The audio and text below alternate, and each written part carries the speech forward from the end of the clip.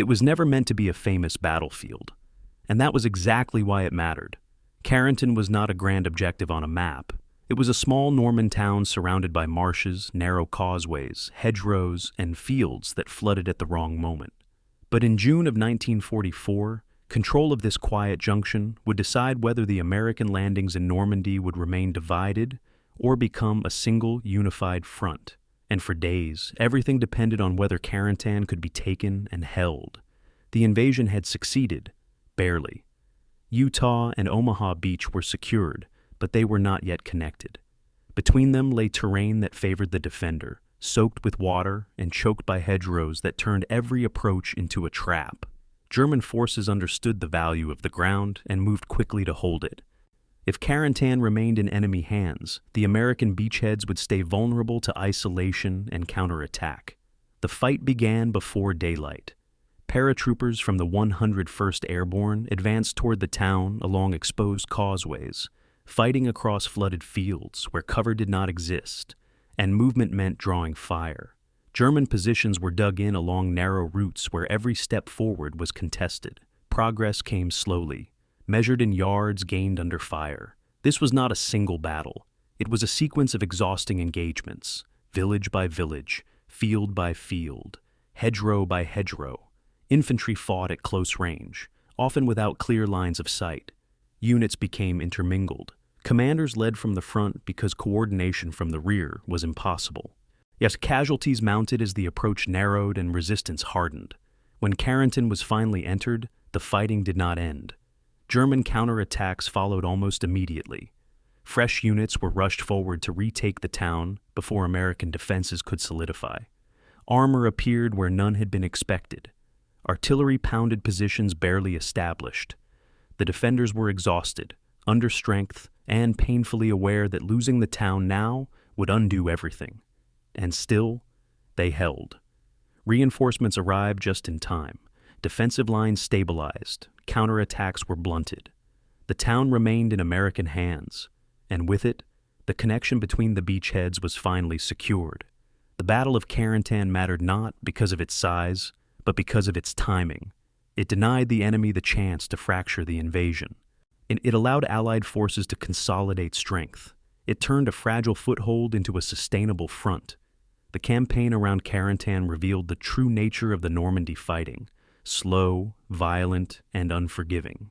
There were no sweeping advances here, only persistence, coordination under pressure, and infantry combat that demanded everything from those involved. This was not a battle decided in hours. It was decided by endurance. The complete history of the Battle of Carentan is a story of connection, of two beachheads becoming one, of airborne and ground forces holding together under relentless strain, and of a small town carrying weight far beyond its size. Before we continue, take a moment to notice the space you're in. Is it quiet, busy, or somewhere in between? And what part of the day has brought you here? Early, late, or in a pause between things? Carentan was fought in narrow corridors where time stretched and pressure never lifted. Let this one unfold without rushing it. This is the story of the Battle of Carentan, the fight that stitched the Normandy invasion together and ensured it could survive its most vulnerable days. June 5th, 1944. Inside a briefing tent somewhere in southern England, the air thick with cigarette smoke and tension, a group of generals lean over a contour map of Normandy. Their fingers trace lines between two beaches, Utah and Omaha, separated by a maze of flooded marshland and medieval Norman hedgerows. In the center of that maze sits a town most of them cannot pronounce: Carentan. General Dwight Eisenhower, Supreme Commander of Allied Forces. He exhales slowly and asks the question that will haunt the next 2 weeks. If we don't link these beaches in 72 hours, what happens? The room goes quiet. Everyone knows the answer, but no one wants to say it aloud. The strategic mathematics are brutally simple. Utah Beach stretches along the eastern coast of the Carentan Peninsula, a finger of land jutting into the English Channel. Omaha Beach lies 13 kilometers to the east, across flooded river valleys and enemy-held territory. Between them, Carentan sits like a medieval keystone, A market town of 8,000 souls, Norman stone buildings, narrow streets barely wide enough for 2 carts to pass. The town itself means nothing, but the roads converging there mean everything. If American forces cannot link Utah and Omaha within 3 days, logistics collapse. 2 separate beachheads cannot sustain the flow of men, ammunition, food, fuel, medical supplies needed to push inland. The Germans understand this mathematics as well as the Americans, perhaps better. 600 kilometers to the east, in his headquarters near Paris, Field Marshal Erwin Rommel studies the same maps with cold professional clarity. The Desert Fox earned his reputation in North Africa through aggressive counterattack and brilliant improvisation. But here in France, he faces a different equation. German forces cannot prevent the invasion. The Atlantic Wall, that much vaunted defensive line, is already compromised by intelligence leaks and resource shortages. But they can exploit geography. Rommel's staff has calculated that if American forces remain divided for 96 hours, German panzer reserves can exploit the gap. He'd drive to the coast and potentially split the invasion in 2. The Carentan Peninsula becomes not an American breakthrough point, but a German trap. Everything depends on time, terrain, and one small Norman town nobody had heard of 6 months ago. The flooding changes everything. German engineers, working methodically through the spring of 1944, demolished levees along the Douve and Taote rivers, transforming fertile farmland into impassable swamp. The flooded zones extend 8 kilometers in diameter, creating a water barrier 3 to 6 feet deep, depending on location. Satellite reconnaissance, not yet invented, would have shown the extent clearly. Ground reconnaissance, nearly impossible under German occupation, leaves American planners guessing. Intelligence estimates suggest the flooding can be bypassed. Those estimates will prove optimistic. The water creates a natural fortress around Carentan, funneling any American advance through narrow causeways and elevated roads where German machine guns can fire with impunity. American paratroopers, dropped inland to secure crossings and disrupt German reinforcements, will discover this obstacle the hard way. Inside the briefing tent, a Pathfinder unit commander named Major Richard Winters studies aerial photographs taken from reconnaissance flights. The images show Carentan's church steeple rising above the town center, visible for 3 kilometers in any direction, perfect for German artillery observers. The roads entering town from north, east, and south create a natural defensive triangle. Winters traces potential approach routes with his finger, calculating casualties in his head, keeping his face neutral. He has jumped into Sicily, survived combat in Italy, knows the difference between confident planning and wishful thinking. The photographs show German defensive positions dug along the town's western edge. They show roadblocks. They show flooded fields with no obvious crossing points. They do not show the German 6th Parachute Regiment, 850 elite Fallschirmjäger troops, already positioned in defensive depth around Carentan, waiting. Across the English Channel, in the small Norman village of Carentan itself, a resident named Madame Leclerc watches German soldiers reinforcing defensive positions along the southern approach roads. She is 43 years old, a schoolteacher before the war, mother of 2 children evacuated to relatives in Brittany months ago. The German soldiers are young, efficient, but professional. They do not harass civilians. They requisition food politely. They pay for supplies with occupation currency that everyone knows is worthless. Madame Leclerc understands what their presence means. Her town sits at the intersection of invasion routes. When the Americans come, and everyone knows they are coming, Carentan will become a battlefield. She walks home past the church, past the market square where she bought vegetables 3 days ago, past buildings that have stood for 400 years. She wonders which of them will still be standing in 2 weeks. The strategic gamble Eisenhower faces is unprecedented in military history. Amphibious invasions succeed through concentration of force, landing everything at one point, overwhelming defenders through sheer mass. But Normandy's geography makes that impossible. The coastline offers only 5 viable landing beaches, separated by cliffs, rivers, and German fortifications. The Utah and Omaha landings will deposit 150,000 men on hostile shores within 48 hours. But those forces remain vulnerable until they consolidate into a unified beachhead. Carentan becomes the hinge.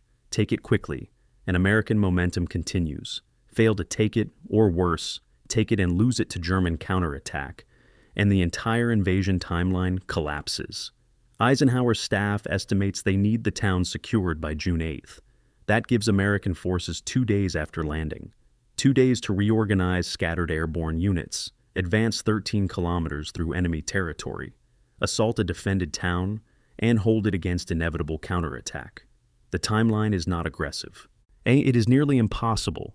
German intelligence, operating through networks of French collaborators and aerial reconnaissance, tracks American preparations through the spring of 1944.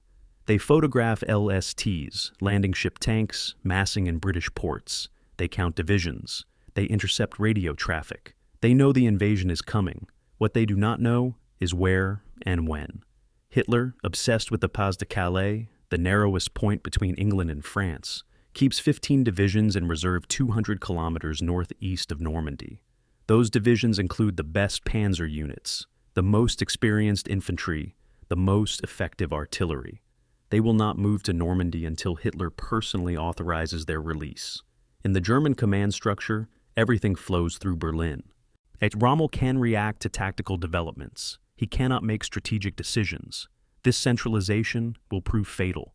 By the time German high command realizes Normandy is the main invasion point, not a feint, American forces will have secured enough territory to make counterattack difficult. But in those first 72 hours, before the situation clarifies, German forces around Carentan have a genuine opportunity to split the invasion. They just need to hold one town. The 101st Airborne Division, 13,000 paratroopers, will jump into Normandy in the early hours of June 6th. Their mission is ambitious to the point of recklessness. Seize bridges, block German reinforcement routes, create chaos behind enemy lines, and somehow survive long enough to link with forces landing on Utah Beach. Within that division, the 506th Regiment draws the mission of securing Carentan. Colonel Robert Sink commands the regiment, a hard-eyed professional who trained his men through 18 months of intensive preparation. But no amount of training prepares soldiers for jumping into darkness, into flooded terrain, into enemy fire from multiple directions. Sink's plan assumes 80% of his men will reach the ground combat effective. That assumption will prove catastrophically optimistic. As night falls on June 5th, across dozens of airfields in southern England, paratroopers prepare for the most dangerous night of their lives. They load onto C-47 transport aircraft, each man carrying a combat load averaging 120 pounds. Rifle, ammunition, grenades, rations, water, medical supplies, personal items. The aircraft engines roar. The men are young mostly. Many have never seen combat. They joke nervously, check equipment for the 10th time, try not to think about what awaits across the channel. In a few hours, they will discover that Carentan is not just a town on a map. It is flooded fields in darkness. It is German machine guns firing from positions they cannot see. It is the gap between ambitious planning and brutal reality. It is, for many of them, the place where their war begins and ends. None of them know yet that this small Norman town will become one of the most studied battles of World War II, analyzed in military academies for generations, remembered as the moment when American paratroopers proved they could function in chaos, improvise under impossible conditions, and somehow, against all reasonable expectations, win. And in 1:30 in the morning, June 6th, 1944, the night sky over Normandy erupts in fire. German anti-aircraft batteries, positioned across the Carentan Peninsula, open fire on the armada of American C-47 transport aircraft crossing the coast. Tracer rounds arc upward in bright geometric patterns, beautiful and lethal. Inside the aircraft, paratroopers of the 101st Airborne Division stand hooked to static lines, waiting for the green light that signals their jump. The plane bucks and shudders as flak bursts tear through thin aluminum skin. Men pray, men vomit. Men stare at nothing, trying to master fear.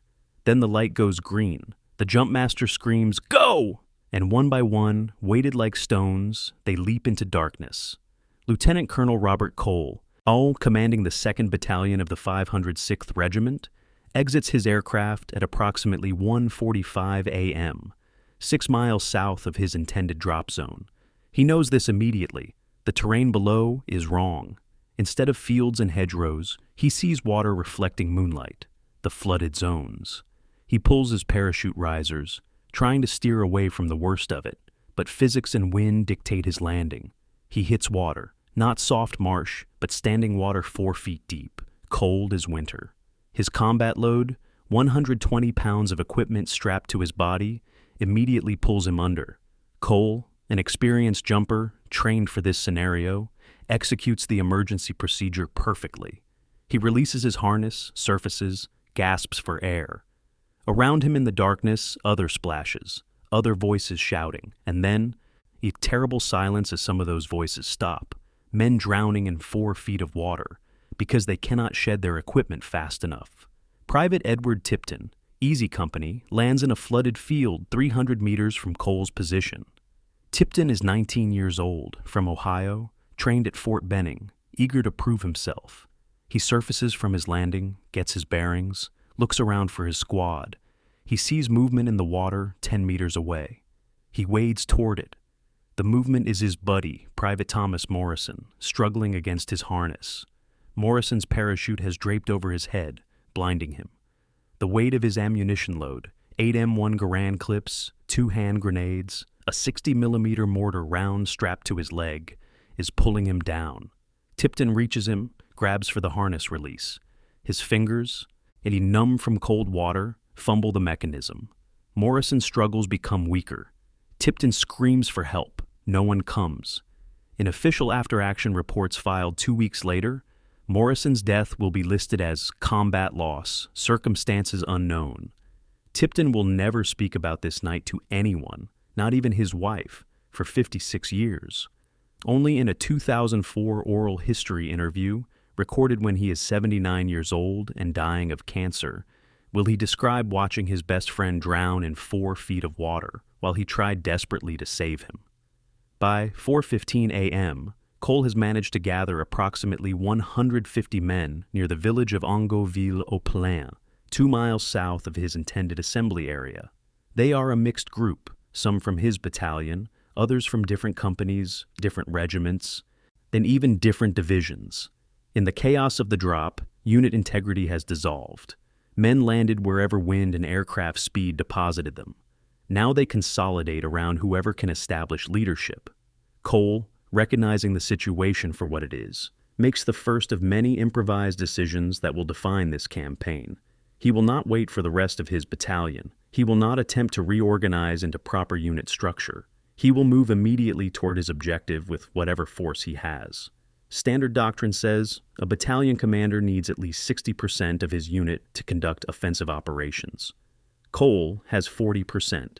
He attacks anyway. The first German counterattack comes at dawn, 6:05 a.m., near the crossroads at Culeville. German infantry, elements of the 919th Regiment, all probe American positions, testing strength and disposition. They expect scattered, disorganized paratroopers still gathering equipment and trying to establish communications. What they encounter instead is organized defensive fire from 70 American paratroopers who have chosen fighting positions, established fields of fire, and coordinate their response through voice commands and hand signals. The Germans, surprised by the coordinated resistance, break off the attack after 20 minutes. They withdraw to report that American airborne forces are stronger than anticipated. This is not true. American forces are weaker than planned, but they are fighting as if they are stronger, and in combat, perception often matters more than reality. Cole's improvised force begins moving north toward Carentan at approximately 8:30 a.m. They advance in small groups using hedgerows for cover, avoiding roads where German forces might have established ambush positions. The Normandy hedgerows, ancient earthen walls topped with thick vegetation, create a maze that fragments military units and reduces combat to close-range firefights between groups of 5 to 10 men. American infantry training emphasized fire and maneuver across open terrain. Normandy offers no open terrain. Every field is a separate fortress. Every hedgerow is a potential killing ground. The Americans adapt, slowly, learning through trial and error and casualties that movement must be cautious, that speed gets you killed, that the ground itself is the primary enemy. As morning progresses, scattered groups of American paratroopers begin linking up across the drop zone. Easy Company finds Fox Company, and George Company locates battalion headquarters. Communications, however, remain nearly non-existent. The waterlogged SCR-300 radios carried by paratroopers malfunction at high rates. Estimated 60% failure rate in after-action reports. Officers resort to sending runners, physical messengers who dash between positions carrying verbal orders. This system works, but introduces delays. A message that should take seconds via radio takes 10 to 15 minutes via runner. In fluid combat situations, this delay can be fatal, but the Americans have no choice. They fight with the communications they have, not the communications they wish they had. By noon on June 6th, Colonel Sink, commanding the 506th Regiment, establishes a command post near Sainte-Mère-Église and begins piecing together the situation. Through scattered reports from runners, he learns that only 4,000 of his original 6,600 paratroopers are accounted for. 1,200 men are missing, killed, wounded, captured, drowned, lost, or scattered beyond contact. Of the 4,000 who can be reached, perhaps 60% are combat effective. The rest are wounded, equipment deficient, or separated from their units in ways that make tactical employment impossible. Sink's mission, secure Carentan, remains unchanged. His ability to accomplish that mission has been cut by more than half. Standard military procedure would be to request delay, reorganize, wait for reinforcements. Sink does not request delay. He issues orders for immediate advance. The timeline for linking the beaches allows no flexibility, as Carentan must fall by June 8th regardless of American readiness. The reality of airborne operations, visible now in stark daylight across the Normandy drop zones, contradicts every optimistic briefing from the previous months. American doctrine assumed paratroopers would land in concentrated groups, quickly assemble into units, and move toward objectives with most of their equipment intact. The actual drop scattered men across 12 square miles of flooded, enemy-occupied terrain. Equipment bundles dropped separately. Many fell into water and could not be recovered. Heavy weapons, vital for attacking defensive positions, are missing. Mortars sit at the bottom of flooded fields. Machine guns were lost when parachutes collapsed over water. Medical supplies, concentrated in specific aircraft, it landed far from where casualties actually occurred. The paratroopers are fighting with rifles, hand grenades, determination, and not much else. Against prepared German defensive positions reinforced with machine guns, mortars, and artillery support, this should be insufficient. But combat is not mathematics. It is chaos, confusion, fear, and improvisation. And in chaos, the side that adapts fastest often prevails regardless of material disadvantage. As darkness falls on June 6th, the American paratroopers dig defensive positions in whatever terrain they have managed to secure. They are exhausted, hungry, cold, and shaken. Many have seen combat for the first time. Many have seen friends die in ways that make no sense. Not from heroic last stands, but from drowning in shallow water, from landing on rocks and breaking their backs, and from parachutes that failed to open, from 1,000 small mechanical failures and chance accidents that warfare multiplies. Private Tipton, still carrying Morrison's dog tags in his pocket, digs a foxhole in rocky Norman soil and tries not to think about the weight pulling his friend underwater. Lieutenant Colonel Cole, writing notes by candlelight in a commandeered farmhouse, calculates that his battalion is at 42% strength and may drop further as casualties accumulate. He does not write about doubt. He does not write about fear. He writes tactical assessments, unit positions, ammunition status, and next day's objectives. Leadership in combat requires the discipline to focus on problems that can be solved while ignoring problems that cannot. Cole focuses on Carentan. Everything else, the chaos, the losses, the impossible odds, he files away in some mental drawer that he will not open until after the war. If he survives. May 1944, Saint-Lô, France. Major Friedrich von der Heide, newly appointed commander of the German 6th Parachute Regiment, sits in a requisitioned farmhouse studying captured American airborne manuals translated into German. The manuals are remarkable for their frankness. They describe American paratrooper training methods, tactical doctrine, equipment specifications, and operational philosophy in precise detail. Von der Heide, himself a paratrooper veteran of Crete and the Eastern Front, recognizes quality when he sees it. The Americans train their airborne forces to operate independently, to make decisions at the lowest level, to prioritize mission accomplishment over rigid adherence to orders. Oh, this is not how the Wehrmacht typically functions, but von der Heide understands its value. In his journal, discovered by American forces after the war, and now preserved in German military archives, he writes, "The American parachutist is less disciplined than ours, but perhaps more dangerous for exactly that reason. He thinks for himself. This may compensate for inferior tactics." Von der Heide's regiment is understrength, a polite military term meaning he has far fewer soldiers than authorized. On paper, a German parachute regiment should field 2,000 men, organized into 3 battalions. Von der Heide has 850 combat-effective troops, barely enough for 2 battalions, spread across defensive positions covering 15 square kilometers. His men are quality soldiers, volunteers selected for physical fitness and aggressiveness, trained in weapons, tactics, and small unit operations to standards higher than regular infantry. But quality does not compensate for numbers. Von der Heide calculates that if the Americans land 3,000 paratroopers in his sector, his regiment might hold for 48 hours with proper support. If the Americans land 6,000, his timeline drops to 24 hours. If they land more than 6,000, he needs immediate reinforcements or faces encirclement and destruction. He requests those reinforcements in early May, submitting formal requests through channels to General Wilhelm Fahle, commanding the 919th Division. The requests are denied. German strategic reserves, the panzer divisions and veteran infantry units that could change the balance, are held far from the coast under direct control of the German High Command in Berlin. Hitler, convinced the main Allied invasion will target the Pays de Calais, refuses to release reserves to Normandy.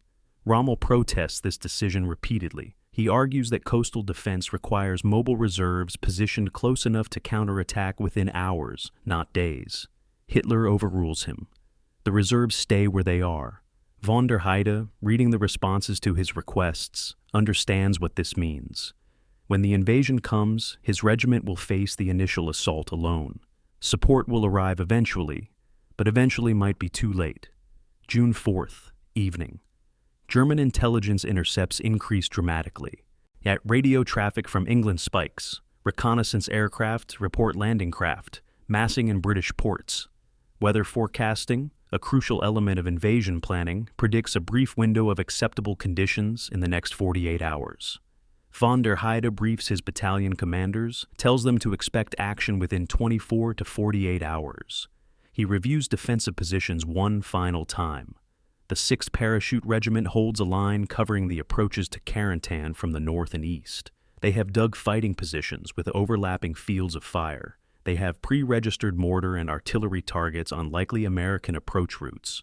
They have established communications between positions using field telephones and radio when available. They are as ready as they can be with the resources available. Oh, it will not be enough. Von der Heide knows this, but does not say it aloud. Soldiers fight better when they believe victory is possible. June 6th, 6:30 a.m. The invasion has begun. Reports flood into von der Heide's headquarters. American paratroopers landing throughout the Carentan Peninsula. Airborne forces larger than expected. Scattered across a wide area, but beginning to consolidate. Von der Heide orders his first counterattack, a probe toward the American drop zones designed to test enemy strength and disrupt organization. The counterattack fails. American paratroopers, despite being disorganized and under strength, fight from defensive positions with concentrated firepower. German casualties are higher than anticipated. The Americans are digging in, establishing strong points, creating defensive networks. This is not the behavior of scattered, panicked troops. This is organized resistance. Von der Heide calls off the attack, reassesses the situation, and requests immediate reinforcement from Division Headquarters. Division Headquarters, located 20 kilometers south, is dealing with its own crisis. American and British airborne forces have dropped across a front spanning 50 kilometers. German commanders are trying to determine where the main effort lies, where to commit reserves, which threats are real and which are diversions. The response to von der Heide's request is bureaucratic and unhelpful. Maintain defensive positions. Reinforcements will be allocated based on tactical priority. Translation: you are on your own until someone at a higher level decides your sector is important enough to matter. Von der Heide. A professional soldier who understands how military bureaucracies function in crisis does not waste time protesting. He adjusts his defensive plan, reallocates his limited forces to cover the most likely American approach routes, and prepares for what he expects will be a desperate holding action. By June 7th noon, the strategic picture becomes clearer, at least at higher levels of German command. The Normandy landings are not a feint. They are the main invasion. American and British forces are pouring ashore in overwhelming numbers.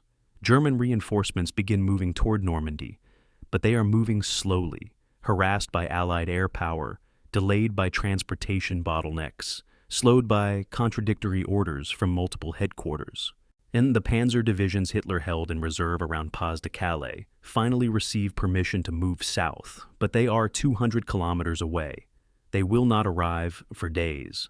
Von der Heide, receiving sketchy updates via radio and messenger, calculates that he must hold Carentan for at least 72 hours before significant reinforcements arrive. His regiment, already reduced to perhaps 700 effective troops through casualties and scattered deployments, must defend a town against an American force he estimates at 3,000 to 5,000 men. June 8th, 10 a.m. New orders arrive from German 7th Army headquarters. They are brief and unambiguous. Carentan will be held to the last man. No withdrawal without explicit permission. Von der Heide reads the orders twice, then files them carefully. That he understands what they mean and what they do not mean. The orders reflect strategic thinking at Army level. Carentan must be held to prevent the Americans from linking their beachheads. But the orders do not provide the forces necessary to accomplish that mission. Von der Heide has 800 men, limited ammunition, no armor support, and uncertain artillery availability.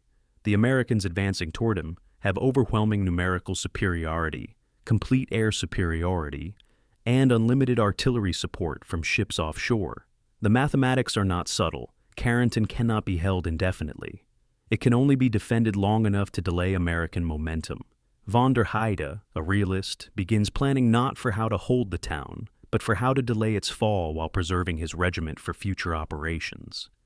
The German tactical doctrine that von der Heide attempts to apply emphasizes aggressive, mobile defense, counterattack to disrupt enemy advances, create local superiority through maneuver, force the enemy to fight at times and places of German choosing. This doctrine worked brilliantly in Poland, France, and the early Soviet campaigns, but it requires resources the German army no longer possesses in Normandy. Mobile defense requires fuel for vehicles, ammunition for sustained firefights, reserves that can exploit opportunities, and communications that allow rapid coordination. Von der Heide has none of these things in sufficient quantity. His defense of Carentan will not be elegant or decisive. It will be stubborn, pragmatic, and ultimately futile. But futility is not the same as failure. If his regiment delays the Americans for 72 hours, if they prevent the beaches from linking quickly, if they create enough chaos to slow American momentum, then they succeed even in defeat.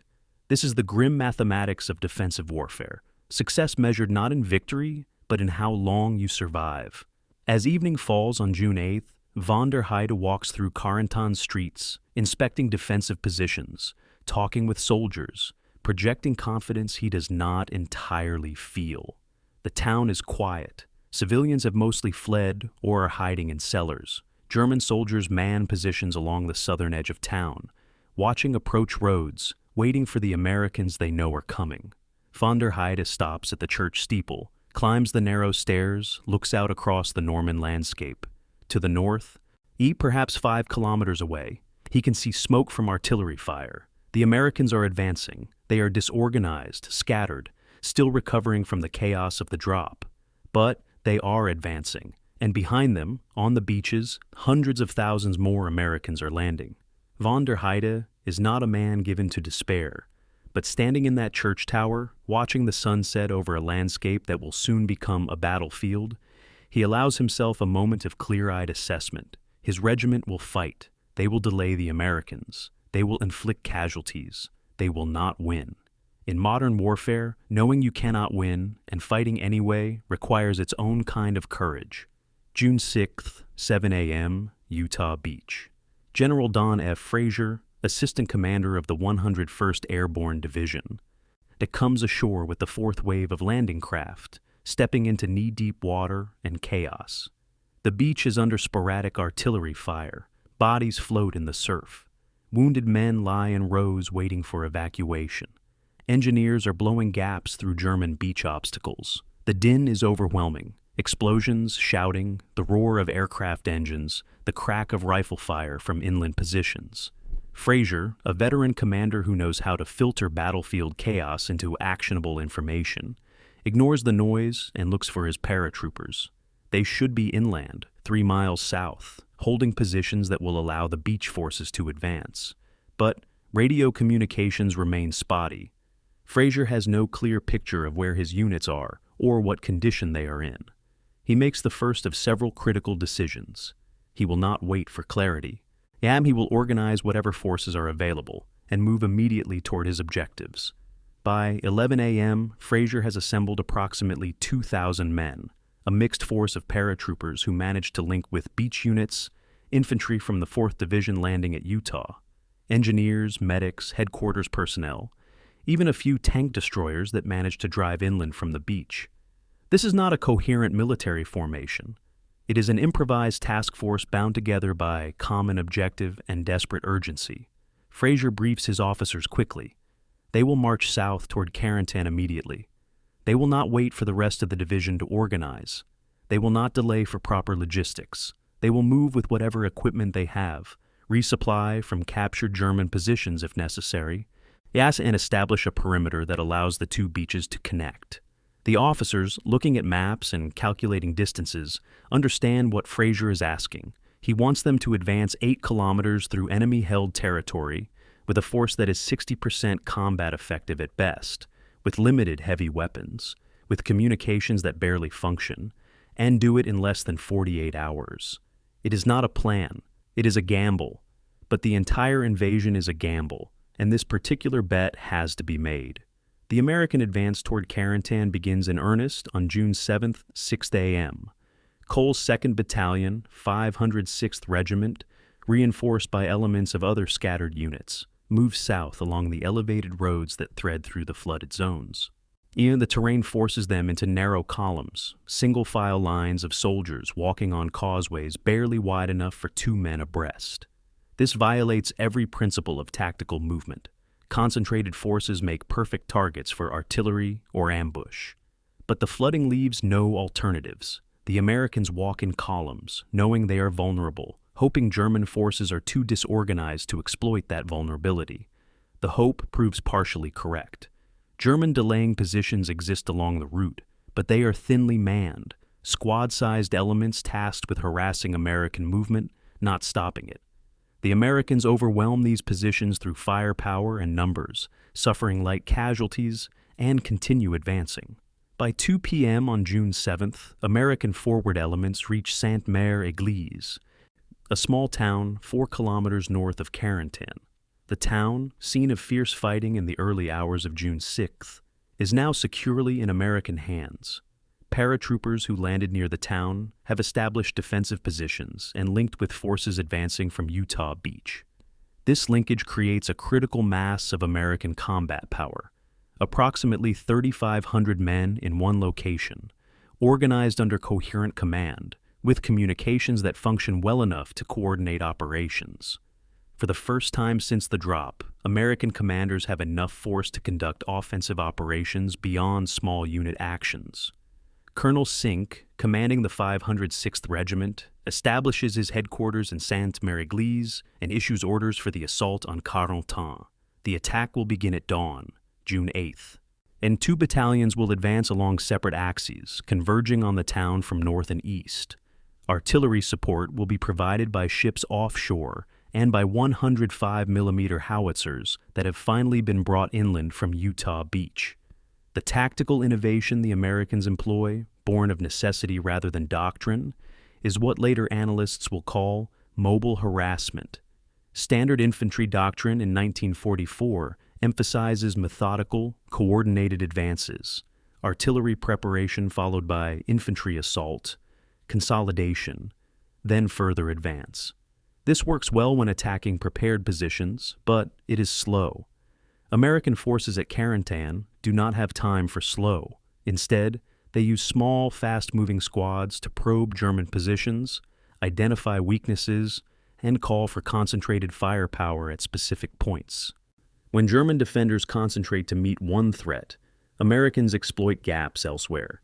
This is not revolutionary tactics, it is basic maneuver warfare, but executing it with scattered, improvised units on unfamiliar terrain represents a level of tactical flexibility that surprises German defenders accustomed to more rigid American approaches. Supply, the unglamorous backbone of military operations, becomes an American advantage through sheer logistical mass. The paratroopers who dropped on June 6th carried 3 days of rations, ammunition for sustained combat, and minimal personal items. By June 7th, those supplies are running low. But the linkage with Utah Beach opens supply lines. Trucks begin bringing ammunition, food, fuel, medical supplies forward from beach dumps. Quartermaster reports show that by evening of June 7th, the American forces in the Carentan sector have 72 hours of ammunition available, not generous, but sufficient for offensive operations. German forces, by contrast, are operating on captured supplies and whatever they carried into position. German quartermaster reports captured after the battle reveal they had 36 hours of ammunition for defensive operations, with no clear resupply schedule. In sustained combat, this disparity becomes decisive. Americans can afford to expend ammunition freely. Germans must conserve every round. German defensive positions collapse faster than American intelligence predicted. The German 6th Parachute Regiment, spread thin defending multiple approach routes, cannot concentrate sufficient force to stop American advances. Von der Heide, commanding from Carentan, now watches his delaying positions fall one after another. Each position delays the Americans for several hours, inflicts casualties, then withdraws before being overrun. This is exactly the defensive doctrine his training emphasizes. Trade space for time, preserve forces, force the enemy to pay for every meter of ground. But the cumulative effect disappoints him. American losses are lighter than expected. American momentum continues despite casualties. By evening of June 7th, German positions are within 3 kilometers of Carentan itself, and American forces show no signs of slowing. The contrast between American and German approaches to the campaign reveals different military philosophies shaped by different industrial realities. Americans fight with abundance, abundant ammunition, abundant supplies, abundant replacements. When a unit suffers 30% casualties, fresh troops arrive to bring it back to strength. American doctrine accepts casualties as inevitable and plans for them. German doctrine, shaped by resource scarcity, emphasizes preservation of force. German units cannot sustain 30% losses and continue fighting because replacements do not exist. This creates different tactical cultures. Americans attack aggressively, knowing that losses can be replaced.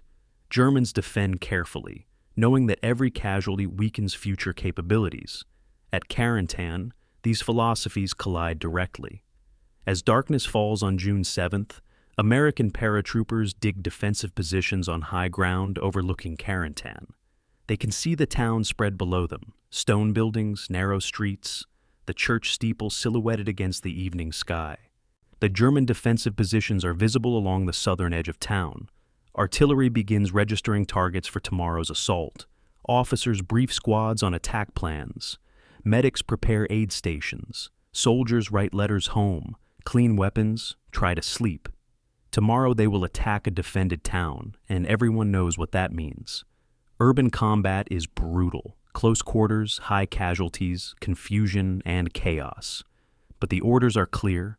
Carentan must be taken tomorrow. The beaches must link. The invasion schedule allows no flexibility. Cole, writing notes by flashlight in a farmhouse converted to battalion command post, calculates casualties for tomorrow's assault. Standard planning factors suggest assaulting a defended town produces 15 to 20% casualties in the attacking force. His battalion is currently at 560 effective troops. If they suffer 18% casualties, that is approximately 100 men killed or wounded. Cole writes the number down, stares at it, then crosses it out. Predicting casualties makes them feel inevitable. He writes instead, Mission: secure Carentan by 1800 hours. Method: aggressive assault with maximum fire support. Leadership requires optimism, even when mathematics suggests pessimism. The Americans will attack tomorrow, and they will prevail because they have no alternative. In warfare, sometimes necessity creates capability. The Americans need to take Carentan. Therefore, they will take Carentan. Logic is clean and simple. Reality, as they will discover at dawn, is neither. June 6th, 2:30 a.m., somewhere over Normandy. A Lieutenant Colonel Robert Cole stands in the door of a C-47 transport aircraft, wind screaming past his face, watching tracer fire arc through the darkness below. He is 33 years old, a West Point graduate, veteran of the Sicily campaign, and commander of the 2nd Battalion, 506th Parachute Infantry Regiment. In 30 seconds, he will jump into enemy territory with 1,300 men under his command. In 6 hours, he will have no idea where most of those men are. In 8 days, he will have led his battalion through some of the most intense fighting of the Normandy campaign. But right now, in this frozen moment before the jump, he allows himself one clear thought. Do not show fear, the men are watching. Then the green light flashes, and he jumps into darkness. As Cole lands hard in flooded terrain, 2 miles south of his intended drop zone, he surfaces from chest-deep water, releases his parachute harness, pulls his rifle clear, and takes stock. No landmarks visible, no other soldiers nearby. Distant sounds of gunfire and explosions, but direction is impossible to determine in the acoustic confusion of combat. Cole, drawing on training and experience, makes his first critical decision of the campaign. He will move to high ground, establish a visible position, and organize whoever finds him. He does not waste time trying to locate his command group or reach his planned assembly area. In airborne operations, the plan disintegrates the moment the first paratrooper exits the aircraft. Success depends on leaders adapting faster than chaos spreads. By 4 a.m., Mr. Cole has gathered approximately 70 men, some from his battalion, others from different units entirely. They are cold, wet, disoriented, and scattered across unfamiliar terrain. Standard procedure would be to continue gathering forces, establish proper unit organization, account for all soldiers, and then move toward objectives. Cole rejects standard procedure. He has been studying the map by moonlight, calculating distances and times, and he understands the mathematics. If he waits for his full battalion to assemble, German forces will have time to organize defensive positions. If he attacks now, with whatever force he has, he might catch Germans in transition. The decision could be suicide. 70 men attacking entrenched positions typically results in catastrophic casualties. But Cole has learned something in Sicily that the textbooks do not teach. In fluid situations, aggression often succeeds because it violates enemy expectations. Germans expect scattered paratroopers to reorganize before attacking. Cole will attack while still scattered. The assault on Culeville comes at dawn, approximately 6:15 a.m. Cole's improvised force advances toward a German position, identified by a patrol, a farmhouse occupied by what appears to be a German platoon, perhaps 30 to 40 men. Cole organizes his 70 soldiers into 3 groups, one to provide covering fire, one to maneuver around the flank, one to assault directly. The attack goes better than it should. The Germans, surprised by the coordinated assault, withdraw after brief resistance. American casualties: 3 wounded. German casualties: 7 killed An estimated 12 wounded, position abandoned. Cole's decision to attack with insufficient force has worked, but he knows luck played a role. If the Germans had been prepared, if they had machine guns positioned properly, if they had artillery support, his 70 men would have been slaughtered. Leadership in combat requires distinguishing between calculated risk and reckless gambling. Cole made a calculated risk. It paid off. He will not push his luck. Through June 6th and 7th, Cole operates in a state of controlled chaos that becomes his default mode. He cannot communicate reliably with regimental headquarters. He does not know where most of his battalion is deployed. He lacks heavy weapons, proper medical supplies, and clear intelligence about enemy positions. But he has one critical advantage: credibility with his men.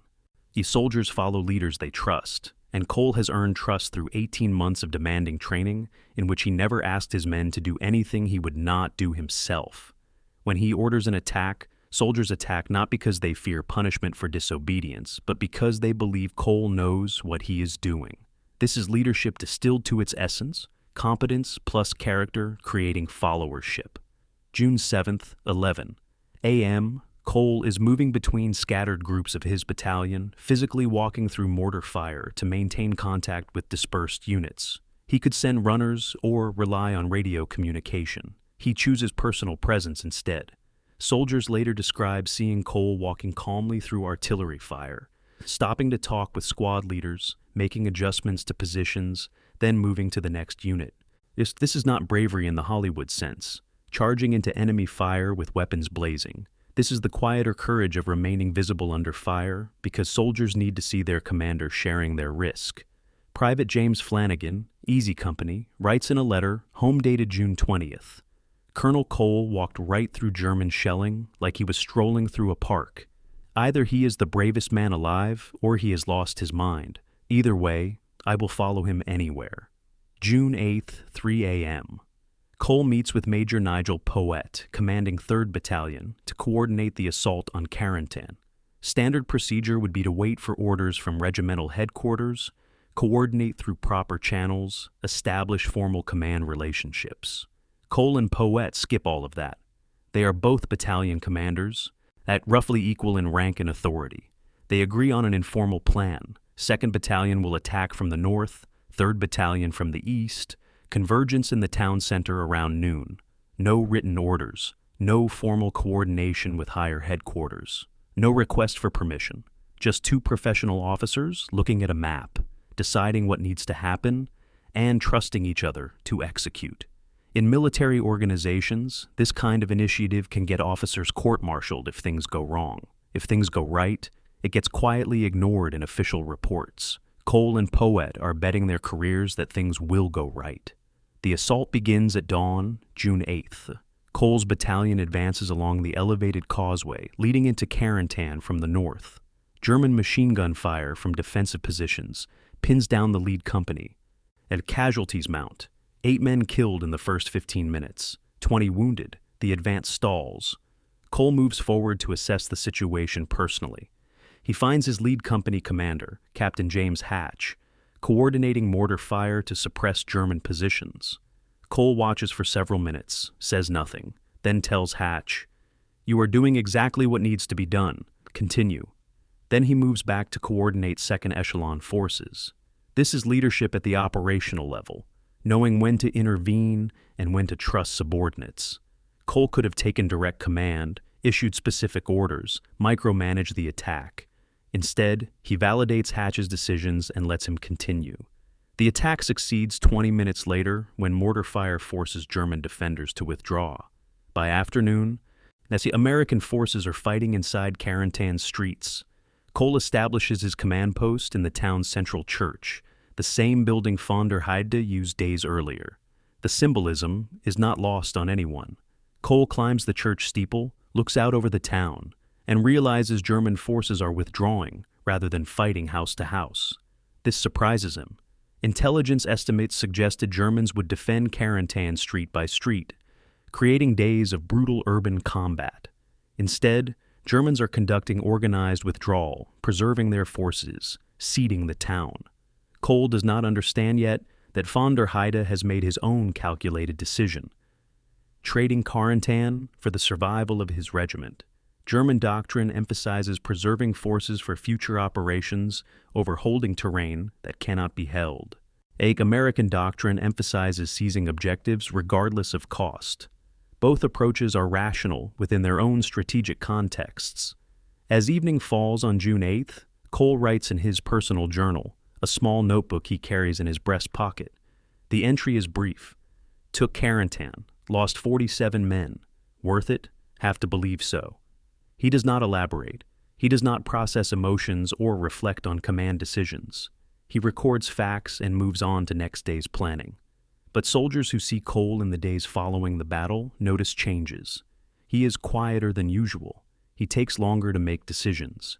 He spends more time walking among wounded soldiers in the aid station. Combat command exacts psychological costs that no one discusses openly in 1944. Leaders are expected to make life and death decisions without visible emotional impact. Cole performs this expectation perfectly in public. His private journal suggests otherwise. Leadership requires showing confidence externally while processing doubt internally. Cole masters this skill, but the mastery comes at a cost. He will continue paying through the remainder of the war. June 8th, 6:30 a.m.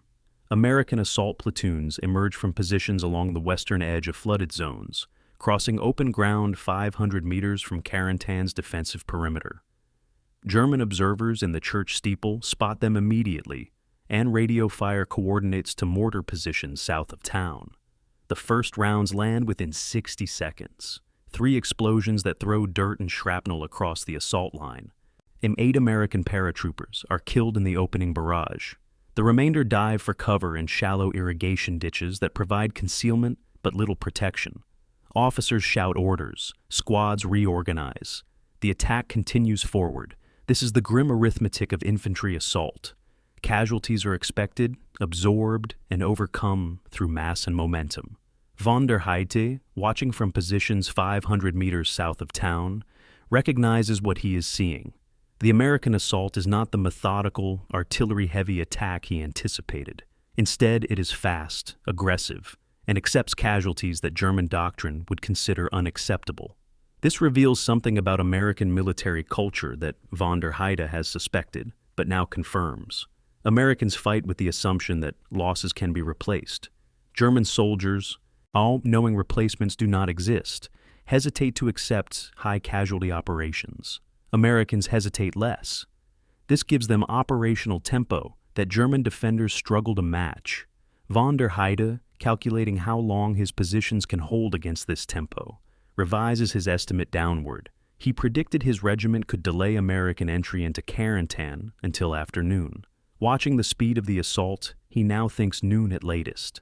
By 8:15 a.m., American infantry reach the western edge of Carentan. Fighting becomes close quarters. Grenades thrown into buildings, rifle fire at ranges measured in meters rather than hundreds of meters.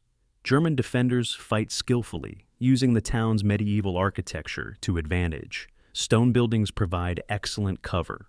Narrow streets create choke points where machine guns can fire with devastating effect. But the Germans are too few and too lightly armed. American forces, despite casualties, continue advancing through sheer weight of numbers. For every German defender holding a building, 5 American attackers advance from different angles. The mathematics are unsustainable for the Germans. Von der Heide receives reports throughout the morning. Positions falling, casualties mounting, ammunition running low. At 10 a.m., he makes the decision he has been contemplating for hours. Order fighting withdrawal to prepared positions south of Carentan. The order violates his instructions from 7th Army headquarters, which specified defending Carentan to the last man. But von der Heide, assessing the tactical reality, chooses preservation of his regiment over literal obedience to impossible orders. He will face potential court-martial for this decision. He makes it anyway. The 6th Parachute Regiment begins disengaging from Carentan, company by company, moving south under cover of mortar fire and rearguard actions. Approximately 250 German soldiers withdraw successfully. Another 80 remain behind, killed or too wounded to evacuate. 45 surrender when their positions are overrun. American paratroopers entering Carentan at 11:30 a.m. find a town largely empty of defenders. Pockets of resistance remain, isolated German soldiers or small groups who did not receive withdrawal orders. These are eliminated through aggressive small unit actions. By 1 p.m., Colonel Sink establishes regimental headquarters in the same church where Cole set up battalion command. The symbolism is appropriate. Carentan has changed hands. The town itself shows surprisingly limited battle damage. Most buildings remain standing. Civilians, who sheltered in cellars during the fighting, begin emerging cautiously. American medics discover wounded German soldiers left behind in an improvised aid station. They treat them professionally, following Geneva Convention protocols that require medical care for enemy wounded. One American medic, Sergeant Thomas Walsh, later writes, "They were just kids, really, scared kids who happened to be wearing the wrong uniform." The American plan to link Utah and Omaha Beaches reaches completion on June 8th with Carentan's capture. Engineers immediately begin assessing which roads can handle heavy traffic. Supply officers survey the town's infrastructure, water sources, electricity, buildings suitable for supply depots. Military police establish checkpoints and organize civilian movement restrictions. Within hours, Carentan transforms from battlefield to logistics node. Trucks begin moving through town, carrying ammunition and supplies to forward units. Wounded travel in the opposite direction, toward beach evacuation points.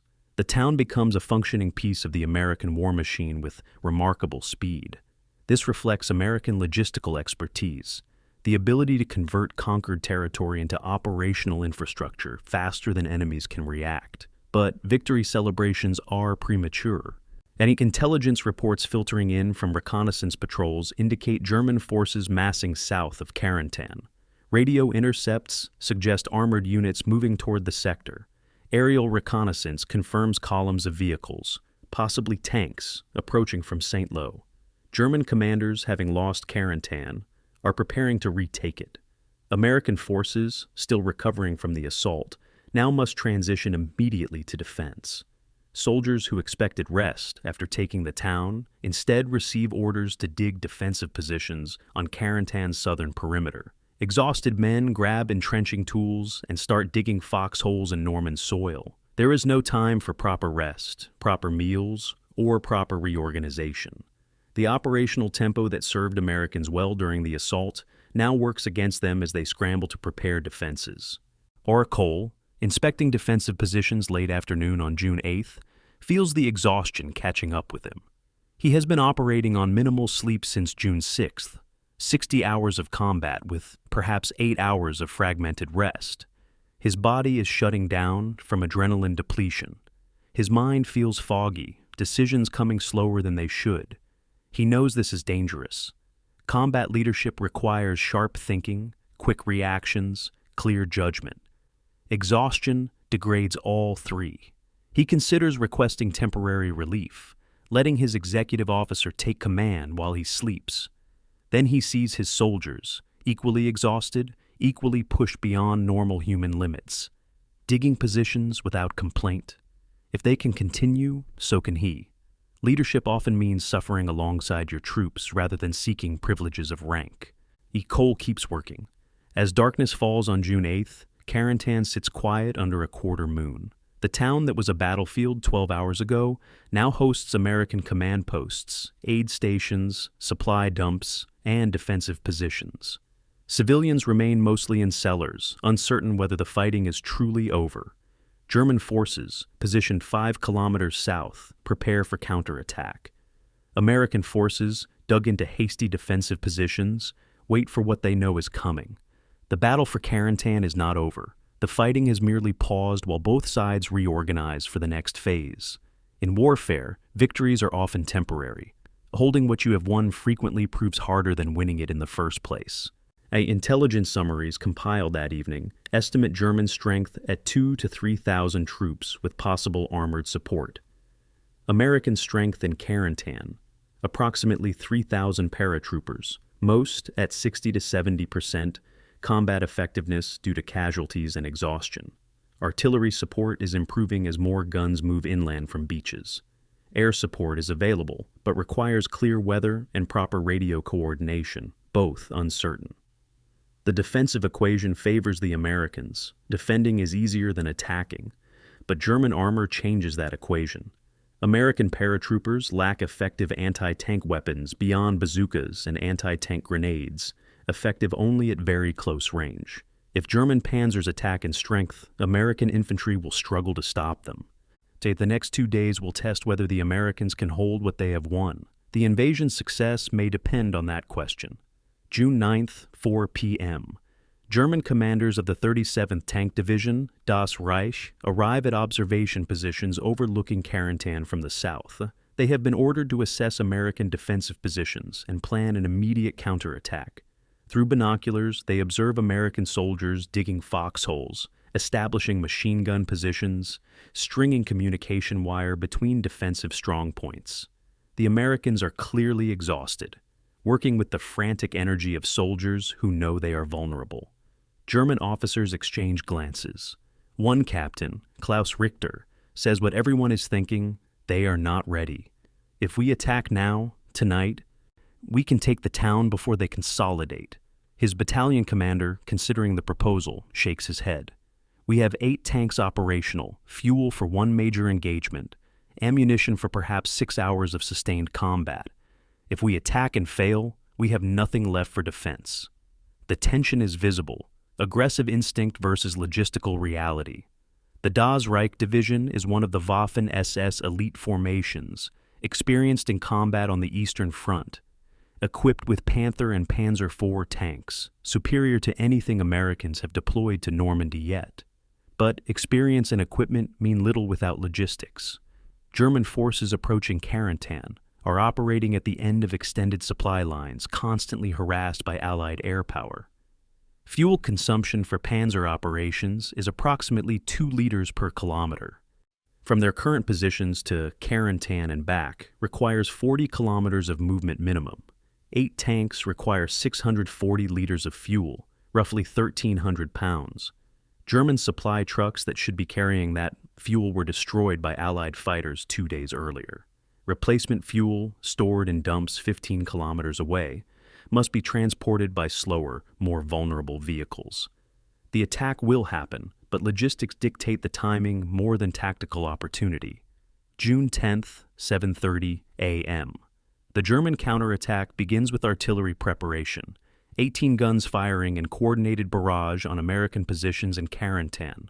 The bombardment lasts 20 minutes, expending 400 rounds, causing significant disruption but limited casualties among dug-in American troops. Then German infantry advances, supported by 6 Panther tanks and 2 Panzer IVs.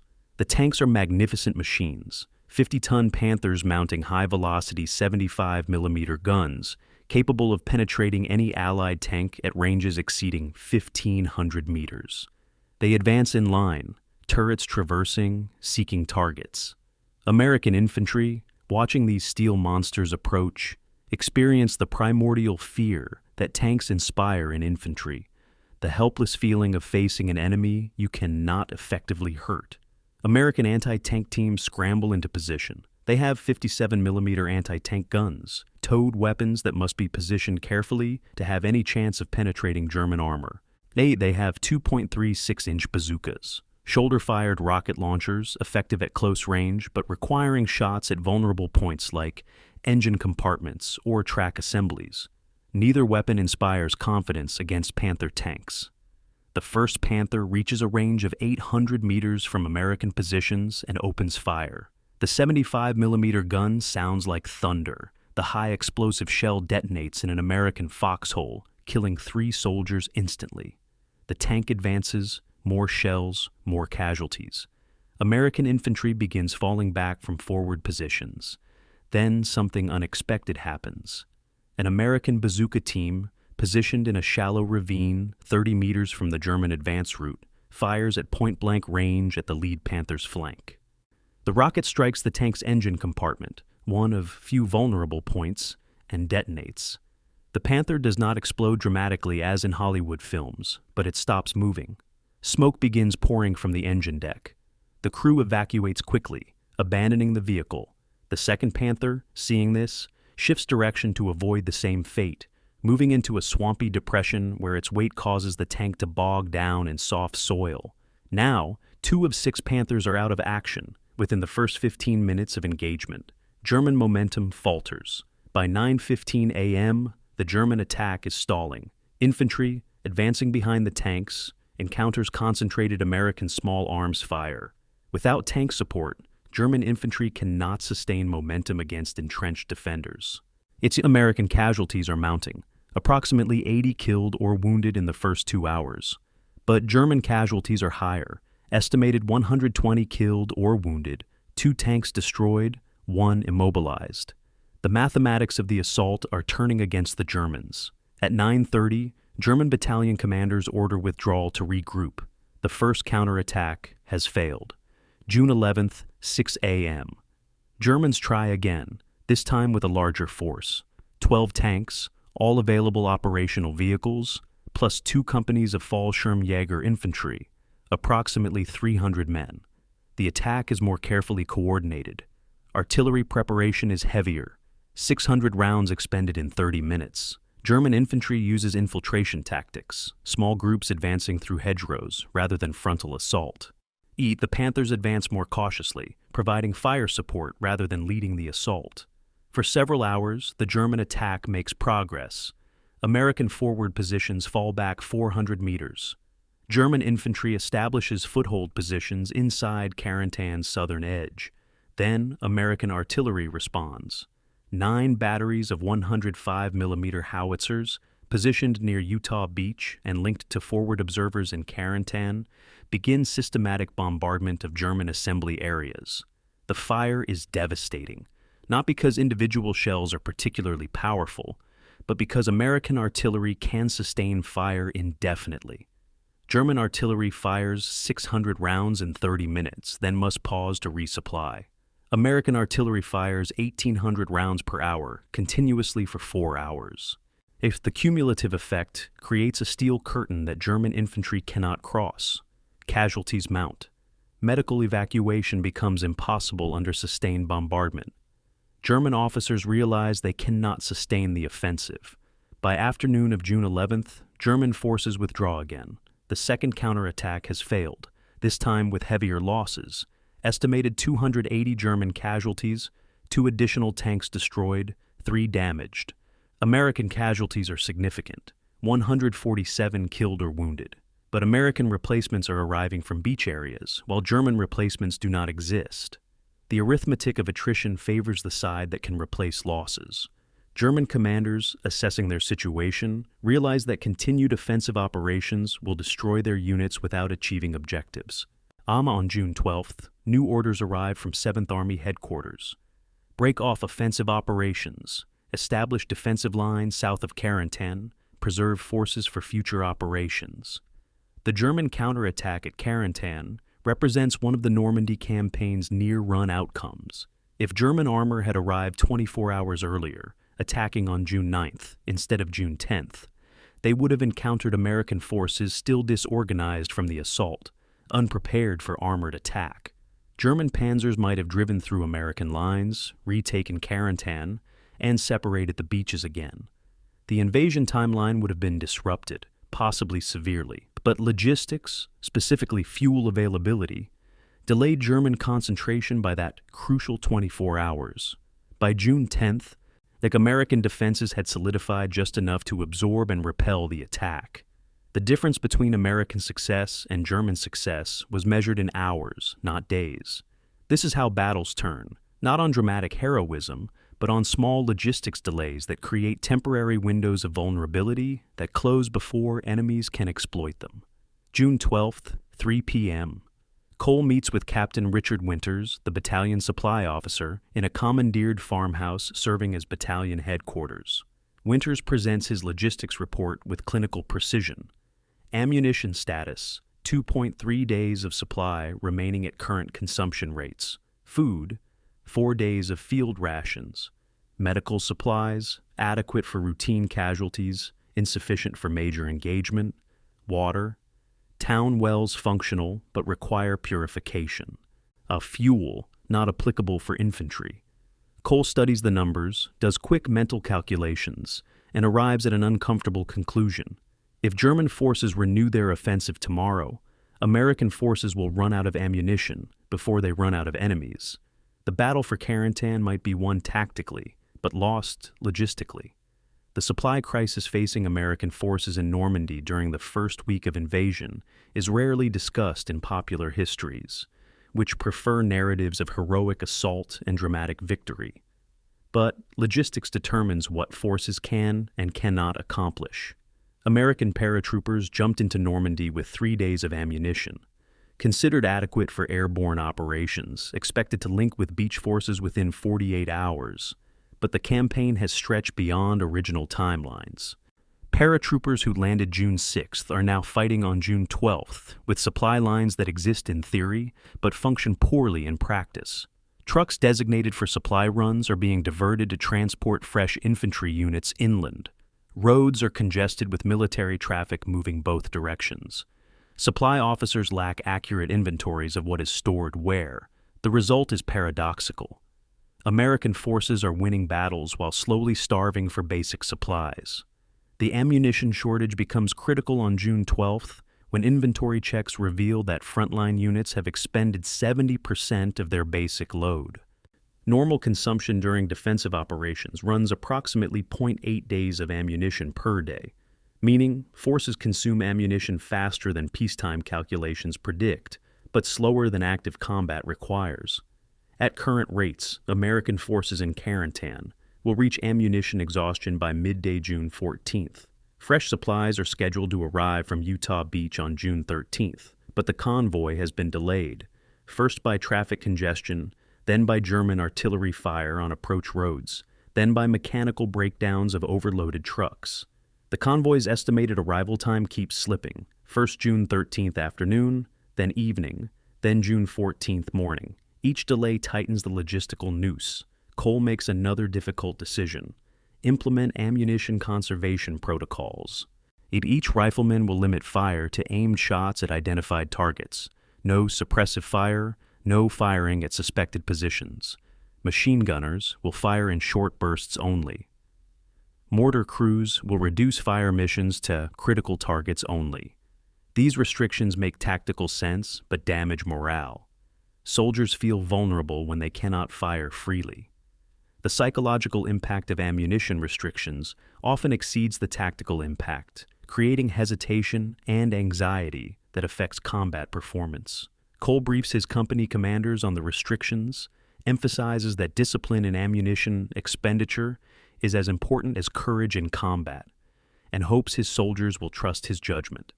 Defensive reorganization proceeds throughout June 13th despite ammunition concerns. The 506th Regiment consolidates its hold on Carentan, establishes formal defensive perimeters, rotates exhausted units to rest areas, integrates fresh replacements arriving from division reserves. The process is methodical, professional, and unglamorous. Staff officers coordinate fields of fire, establish communication networks, stockpile medical supplies, organize kitchen facilities for hot meals.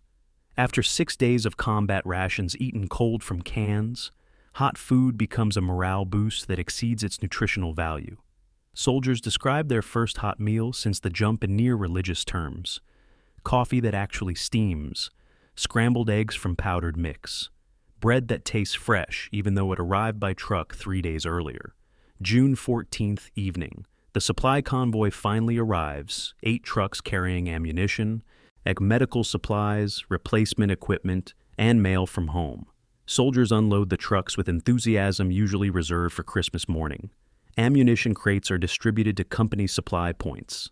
Medical supplies restock depleted aid station inventories. Mail, the most valued cargo, is distributed immediately. Private Flanagan receives 6 letters from his wife, reads them in order by postmark date, and cries quietly.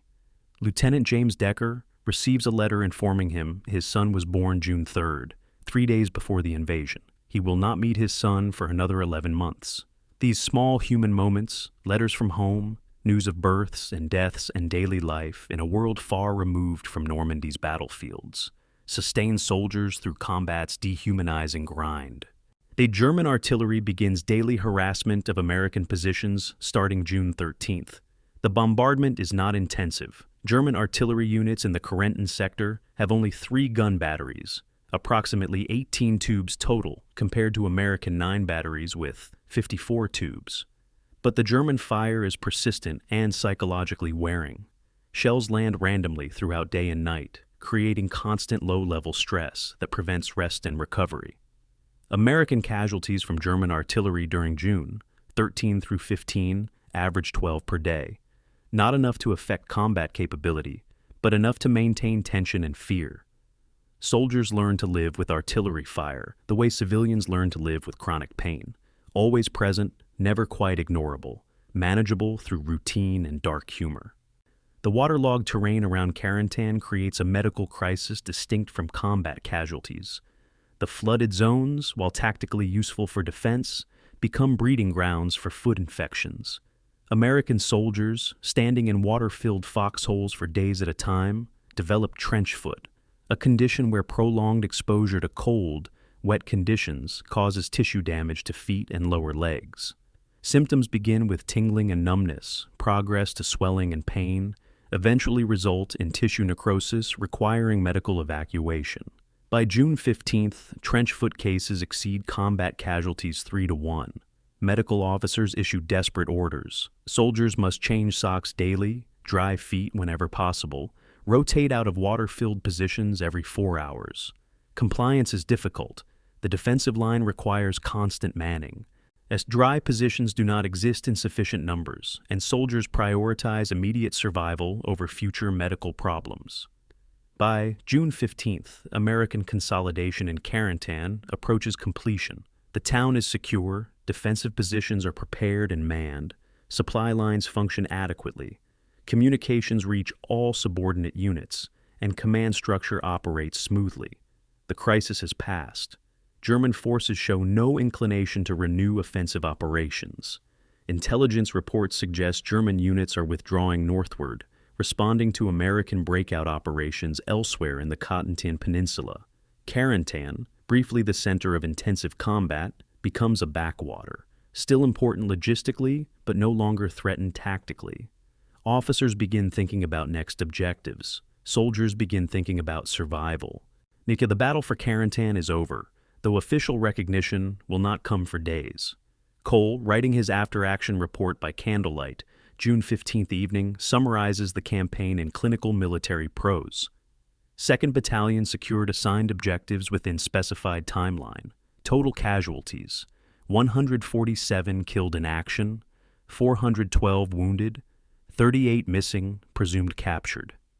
Unit combat effectiveness maintained throughout operations. Lessons learned: importance of junior leader initiative, value of aggressive action under uncertainty, necessity of improved communications equipment. He does not write about exhaustion, fear, doubt, or moral weight of command. Those observations remain in his personal journal, private thoughts not meant for official record. The distinction between public and private accounts of combat reveals a gap between what military institutions want documented and what actually happens in soldiers' hearts and minds. June 12th, Chief Headquarters, England. General Eisenhower receives confirmation that Utah and Omaha Beaches are now linked through Carentan.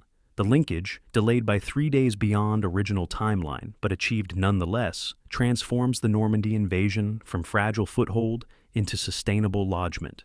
Eisenhower, a strategic thinker who understands logistics better than tactics, grasps the significance immediately. 2 separate beaches, vulnerable to German counterattack and isolation, have become one unified beachhead, capable of supporting major offensive operations.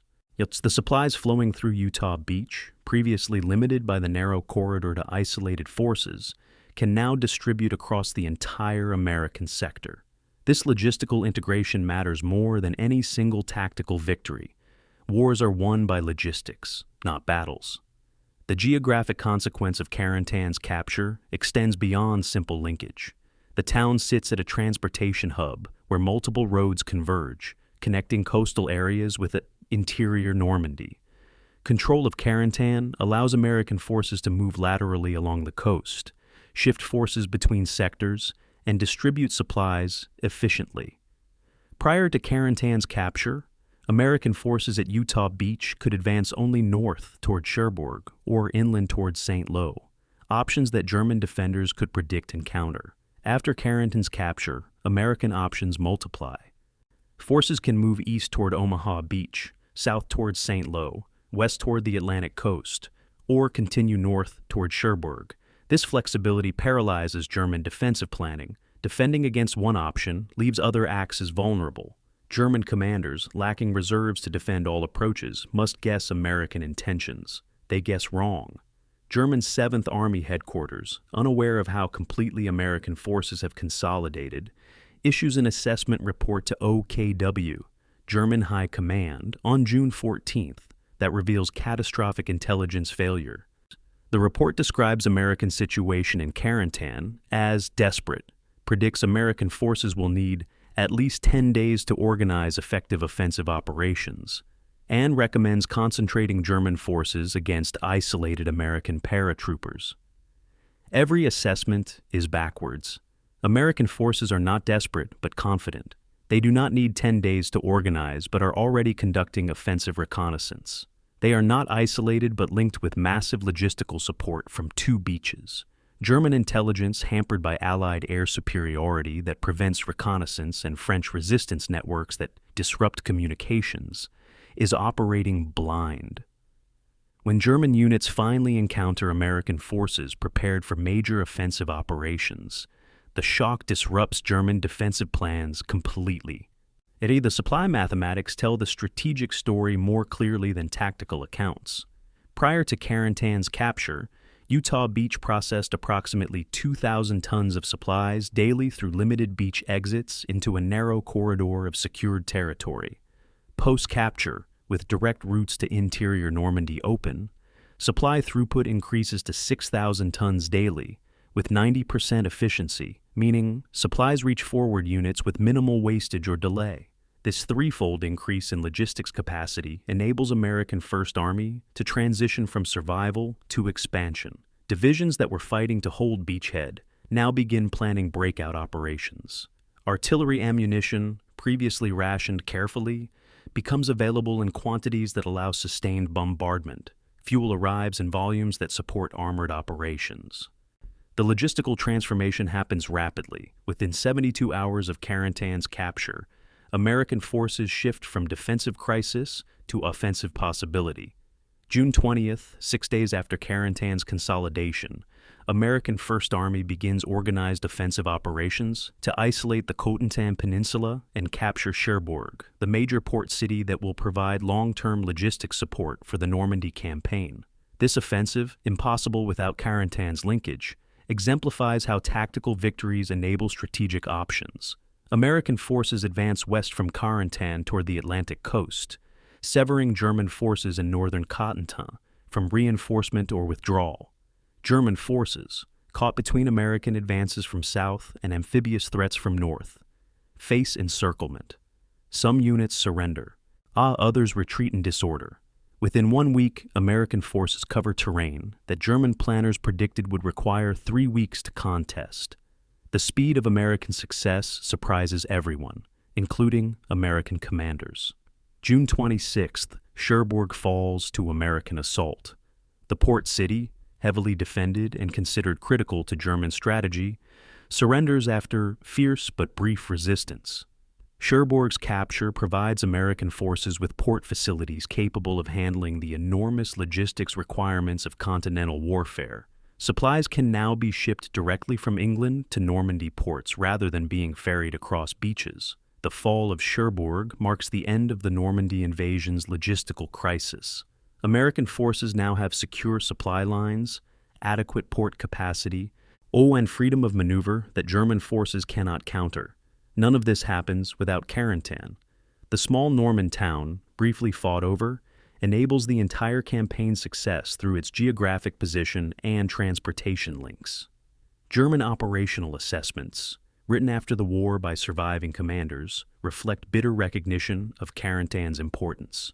A memo from Colonel General Alfred Jodl, OKW Chief of Operations, dated July 2nd but referencing June events, states, "Loss of Carentan opened entire western flank to American exploitation. Without this position, American momentum would have been contained within beachhead perimeters for sufficient duration to allow effective counteroffensive."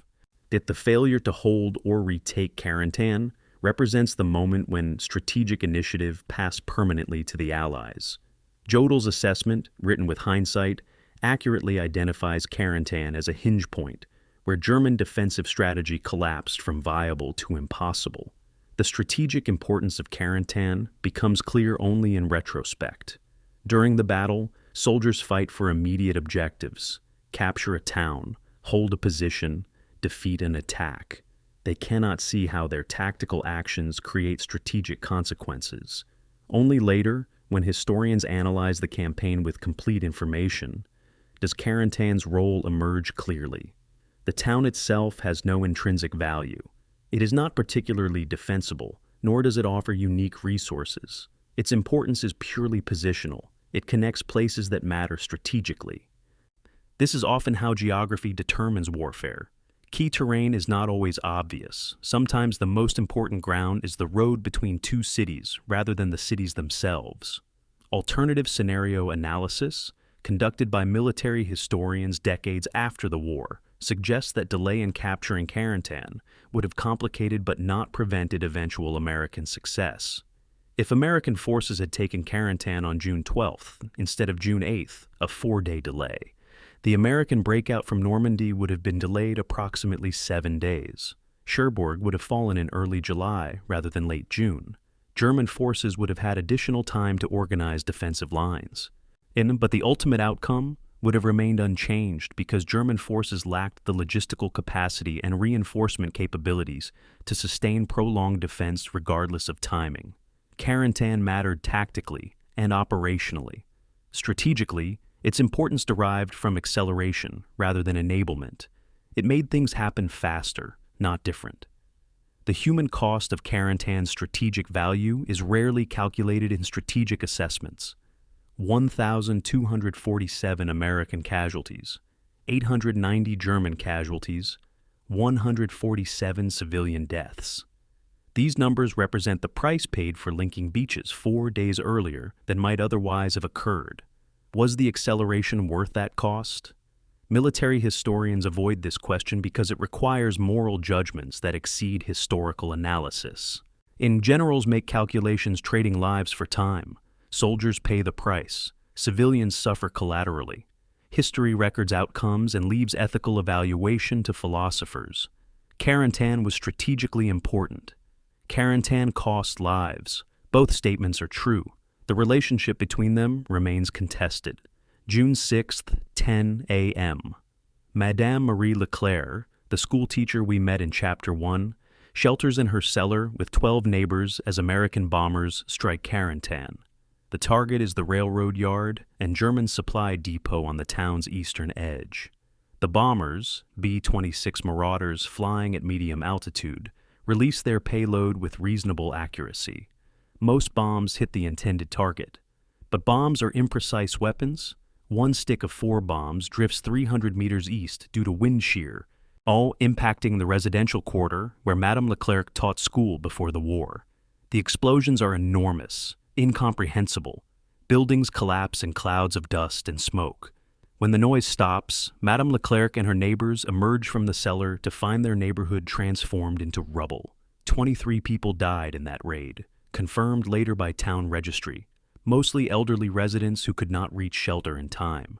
The civilian experience of combat is fundamentally different from the military experience. Soldiers choose to fight, receive training, carry weapons, and can surrender if overwhelmed. Civilians have no such options. They hide, wait, hope that violence passes them by, and die in disproportionate numbers when it does not. Carentan's 8,200 residents, predominantly farmers, shopkeepers, the teachers, and laborers, did not ask to become a battlefield. The strategic importance of their town, invisible to them in daily life, made their homes and streets into contested terrain. The mathematical logic that made Carentan important to generals also condemned it to destruction. June 8th, 2 p.m. As American and German forces fight in Carentan streets, German artillery positioned south of town provides fire support. Artillery officers, working with limited observation and sketchy maps, estimate target coordinates based on radio reports from infantry units engaged in house-to-house combat. The margin for error is substantial. 50 meters of inaccuracy means the difference between hitting enemy troops and hitting civilian housing. One fire mission, intended to suppress American positions near the town center, Bay overshoots by 200 meters and impacts the church where 43 civilians are sheltering. The church, built in medieval times with thick stone walls, provides excellent protection from small arms fire and shell fragments. But a direct hit from 150mm artillery shell creates effects that stone walls cannot withstand. The building collapses partially. Madame Leclerc, sheltering in the cellar, survives. Her sister and brother-in-law, sheltering on the church's main floor, do not. The casualty count for Carentan civilians, reconstructed after the war from French municipal records and American medical battalion reports, totals 147 confirmed deaths between June 6th and June 15th. The causes break down with grim precision: 34 killed by American aerial bombardment, 68 killed by German artillery fire, 45 killed by building collapse and secondary effects. The age demographics tell a more painful story. 43 of 147 deaths were children under 15. The elderly, 65 years and older, represented 31 deaths. Those unable to flee or take shelter quickly died in the highest proportion. The able-bodied adults who could run, hide effectively, and assess danger with experience suffered lower casualty rates. June 10th, 6:30 a.m. Pierre Leclerc, no relation to Madame Leclerc, the surname is common in the region, his wife Isabel, and their 2 children shelter in their stone farmhouse 800 meters south of Carentan as German artillery bombards American positions before the morning's counterattack. Pierre, 52 years old, a dairy farmer before the war, has survived 4 years of German occupation through caution and political neutrality. He paid German requisitions without protest, avoided resistance activities, and focused on keeping his family fed. This pragmatic survival strategy fails during artillery bombardment. A German shell, likely fired by 105mm gun, strikes their farmhouse directly. The building, weakened by previous fighting, collapses completely. American medics, advancing after German withdrawal, discover 4 bodies in the rubble the following day. The medics bury them in a hasty grave marked with a wooden cross. 6 weeks later, French civil authorities provide proper burial. The families' names are added to Carentan's memorial listing civilian casualties. Madame Blanc, age 68, that survives the battle by spending 6 days in her cellar with 12 other people. Her account, recorded by French historians in 1952, describes the experience in understated detail that makes it more disturbing than dramatic narratives. We rationed water from a broken pipe. The bombing and shelling were constant. We could hear fighting above, boots, shouting, gunfire. Sometimes the shouting was German, sometimes English. We did not know who was winning, or if that mattered to us. On the 4th day, a shell hit the building above, and dust came through every crack in the cellar ceiling. We thought the building would collapse on us. It did not. On the 6th day, the fighting stopped. We waited several more hours, then sent the youngest man up to check if it was safe. He returned and said the town was full of American soldiers. We emerged into daylight. The town was destroyed. The question of responsibility for civilian casualties admits no simple answer. American commanders could have bypassed Carentan, reducing civilian casualties to near zero. But bypassing meant operational delay that endangered the invasion. German commanders could have declared Carentan an open city, evacuating all military forces and sparing it from combat. But withdrawal meant strategic defeat. Both sides made decisions that prioritized military necessity over civilian protection. This is neither unusual nor particularly callous by World War II standards. Modern laws of war, codified in Geneva Conventions, prohibit deliberate targeting of civilians, but permit collateral damage during legitimate military operations. Carentan's civilians died as collateral damage. The law provides no comfort to the dead or their families. American chaplain Father George Kennedy, arriving in Carentan June 15th to provide religious services, discovers that German soldiers had buried some civilian dead in unmarked graves during the fighting. German medical personnel, overwhelmed with their own wounded, nonetheless took time to provide basic burial for civilian casualties encountered during withdrawal. Father Kennedy organizes American soldiers to exhume these bodies, provide proper identification where possible, and rebury them with appropriate ceremony. The gesture, small and symbolic, represents one of few moments where military necessity pauses to acknowledge human cost. Private accounts describe American soldiers digging with care, treating remains with respect, offering prayers regardless of language or nationality. Combat brutalizes, but some humanity persists.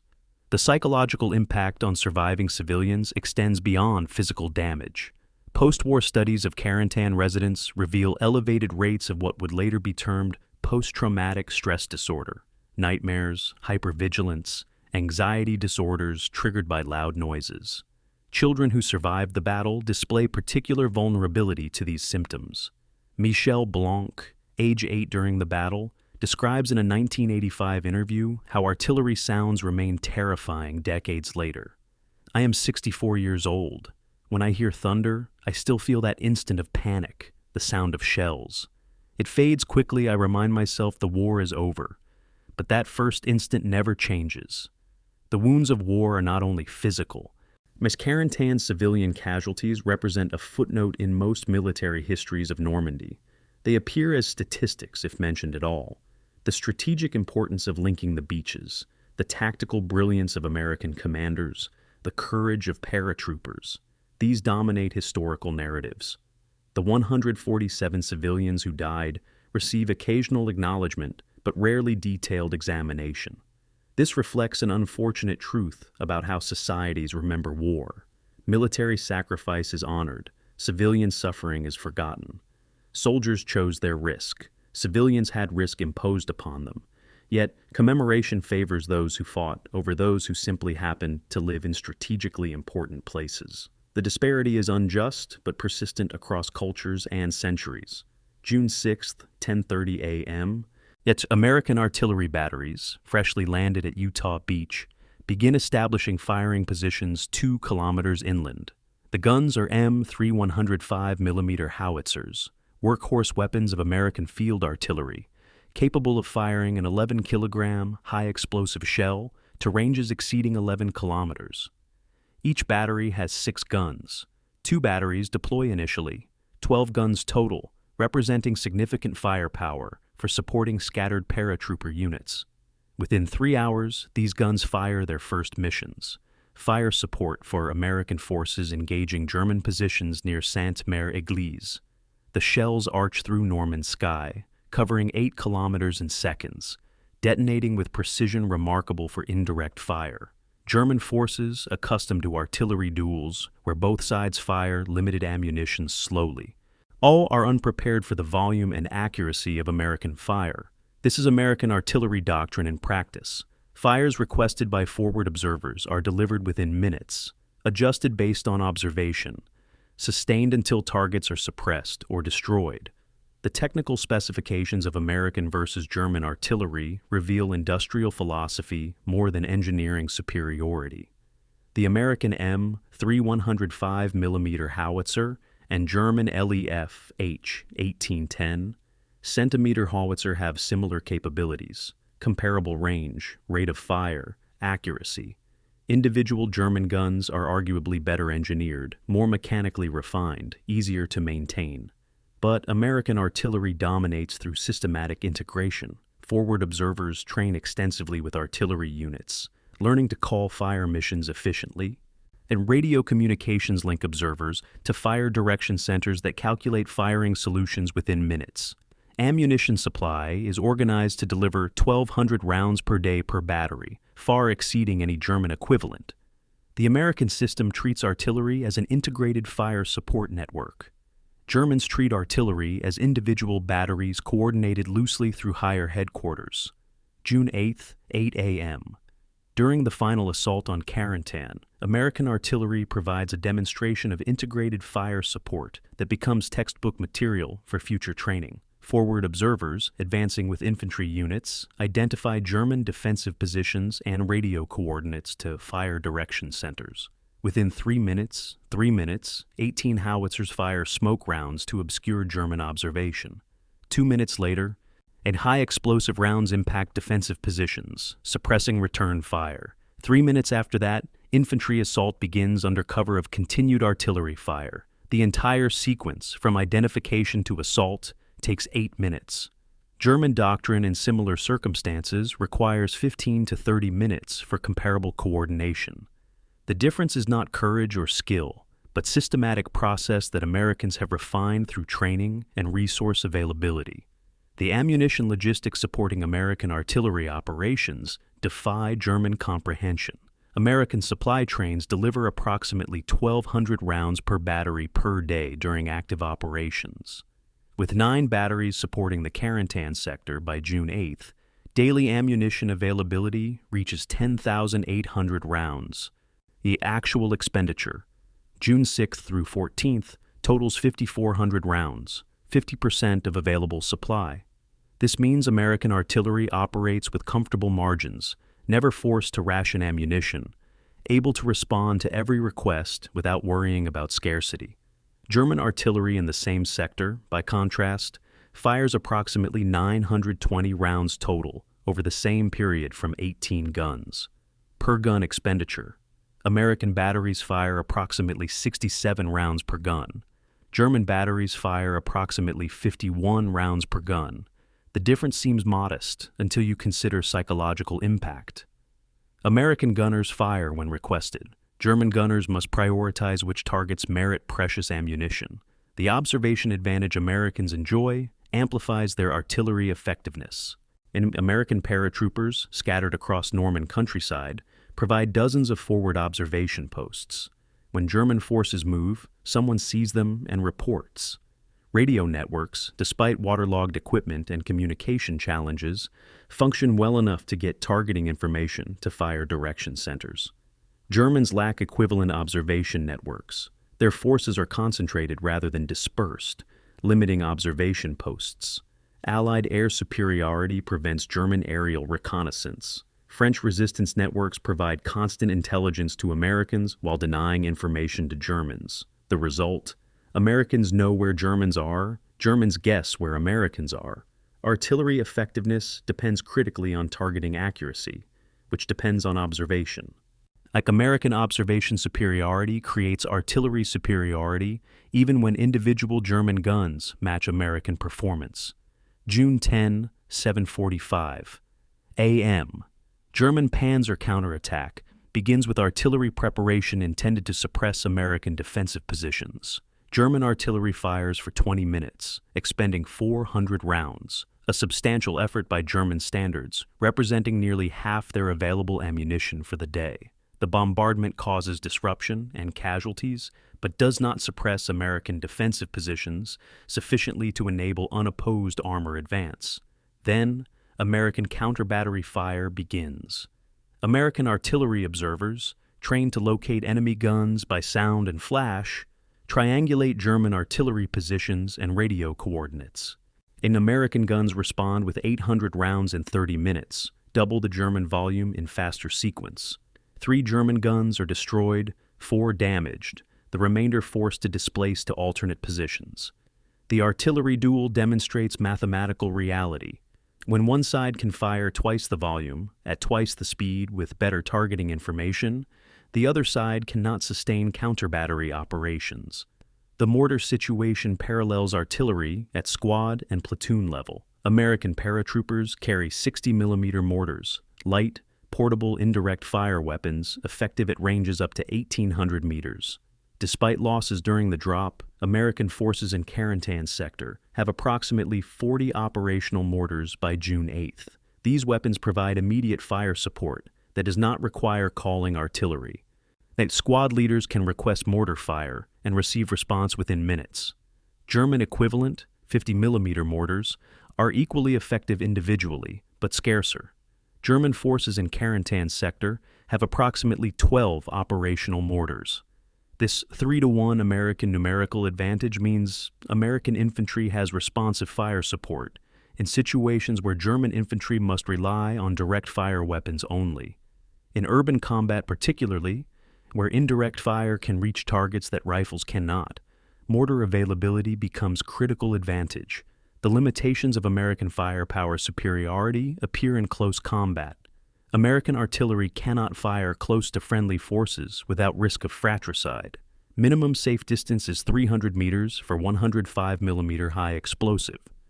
In urban fighting where buildings are separated by 10 to 20 meters, artillery becomes useless. Mortars have similar constraints. Minimum safe distance approximately 100 meters. This means American firepower dominance, overwhelming in open terrain, diminishes in close quarters urban combat. German defenders understand this and choose fighting positions in towns and behind hedgerows, where American artillery advantage is neutralized. Von der Heide's defensive plan for Carentan explicitly exploits this limitation.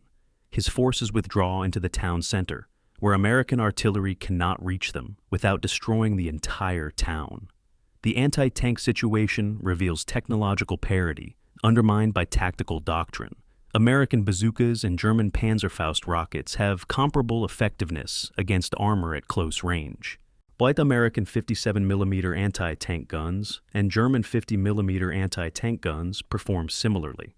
Neither side has overwhelming anti-armor advantage in weapon quality, but American doctrine emphasizes combined arms, infantry, artillery, armor, and air support working together. German doctrine, shaped by Eastern Front experience, emphasizes aggressive armor maneuver supported by infantry. At Carentan, where terrain constrains armor maneuver and American artillery interdicts German movement, doctrinal approach matters more than weapon specifications. German panzers, individually superior to any American armor in Normandy in June 1944, cannot exploit that superiority in terrain that favors defenders. The lesson emerging from Carentan's firepower analysis is uncomfortable for military theorists who prefer clean technological determinism. Better weapons help, but logistics, doctrine, training, and systematic integration matter more. American artillery dominance at Carentan derived less from superior guns than from superior ammunition supply, superior observation networks, superior radio communications, and superior fire direction training. German forces equipped with comparable artillery and fighting with comparable skill could not match American artillery effectiveness because they lacked the supporting systems that made American guns dominant. Modern warfare increasingly becomes contest of systems rather than weapons. The side that integrates technology, logistics, training, and doctrine most effectively prevails regardless of who has marginally better individual weapons. June 7th, 8 a.m., German 7th Army Supply Depot, 23 kilometers south of Carentan. Captain Wilhelm Steinmeier, supply officer for the 919th Division, receives radio orders to prepare logistics support for the 37th Tank Division's offensive toward Carentan. He pulls out calculation tables and begins working the mathematics. Panther tanks consume fuel at rates of approximately 1.9 liters per kilometer during tactical movement, higher during combat. The division has 65 operational tanks. Planned offensive requires approximately 40 kilometers of tactical movement. An basic calculation: 65 tanks times 40 kilometers times 1.9 liters equals 4,900 liters of fuel. Steinmeier checks available fuel supplies, 2,200 liters. The gap is not subtle. The offensive cannot be sustained with available fuel. He drafts a report explaining the shortfall and requesting additional fuel allocation. The response, arriving 3 hours later, is bureaucratic and unhelpful. Make do with available resources. The German logistics system in Normandy, June 1944, is a study in systematic failure. The Wehrmacht logistics doctrine, developed for the Blitzkrieg campaigns of 1939 through 1941, assumed short, decisive offensives supported by captured enemy supplies and infrastructure.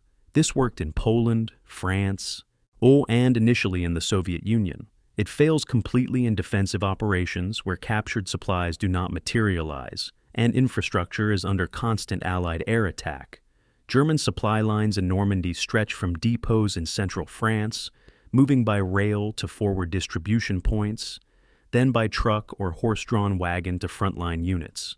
Each stage of this supply chain suffers from Allied air interdiction, transportation bottlenecks, and resource scarcity.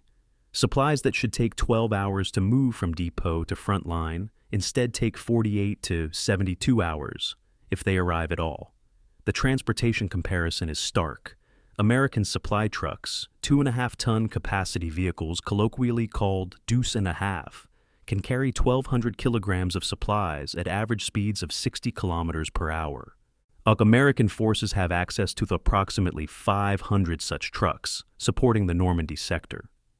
German supply transportation relies heavily on horse-drawn wagons, 1-ton capacity, average speed 4 kilometers per hour.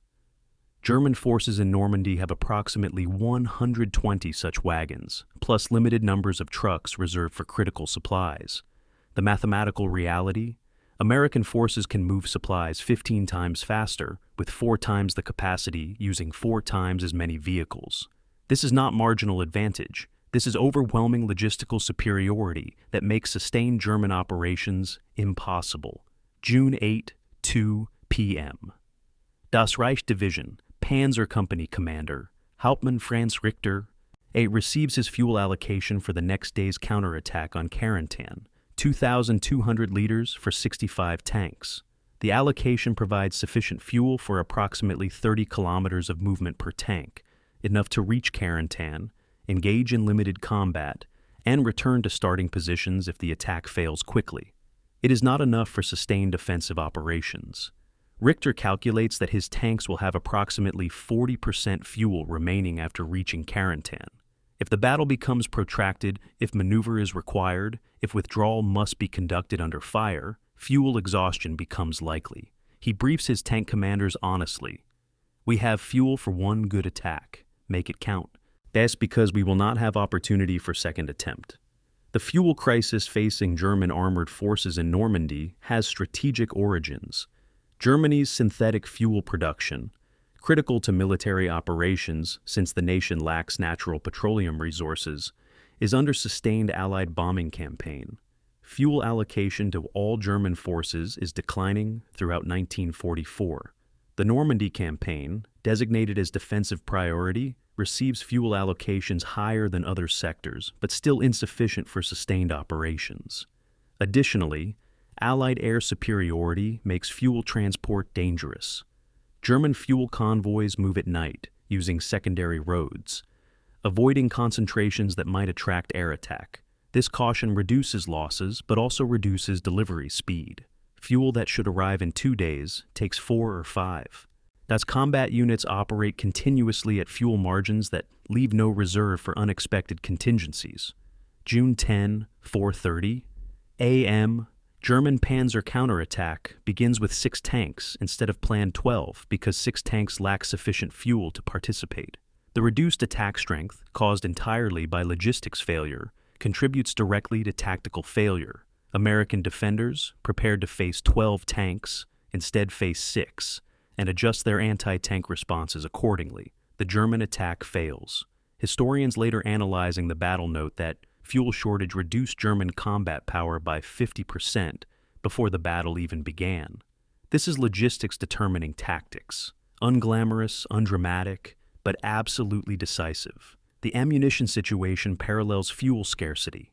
The German artillery regiment supporting the Carentan sector has 1,200 rounds available on June 10th for 18 guns. This represents 66 rounds per gun, sufficient for approximately 2 hours of sustained fire at normal rate. American equivalent artillery has approximately 3,000 rounds available for 27 guns, representing 111 rounds per gun. When artillery duels begin, German guns fire until ammunition exhausts, then must cease fire while awaiting resupply. American guns fire continuously. The psychological impact on German infantry: watching their own artillery fall silent while American artillery continues pounding, damages morale more than actual casualties inflict. German supply doctrine, adapted from peacetime logistics planning, requires formal requisitions submitted through channels, approved by multiple levels of authority, allocated according to strategic priority. This system works adequately when supply exceeds demand, and time is available for bureaucratic process. It fails catastrophically in fluid combat, where needs change hourly, and supplies must reach frontline units immediately. American supply doctrine, by contrast, emphasizes forward positioning of supplies and delegated authority for supply officers to allocate based on local need. American battalion supply officers can authorize emergency resupply without consulting higher authority. German equivalent officers must request permission, wait for approval, then coordinate with central supply points. The difference in responsiveness measures in hours that determine whether attacks succeed or fail. June 11, 9 a.m. UDI German supply officer Steinmeier receives reports that 3 ammunition wagons were destroyed by Allied air attack during nighttime movement. The wagons carried 1,400 rounds of artillery ammunition intended for units at Carentan.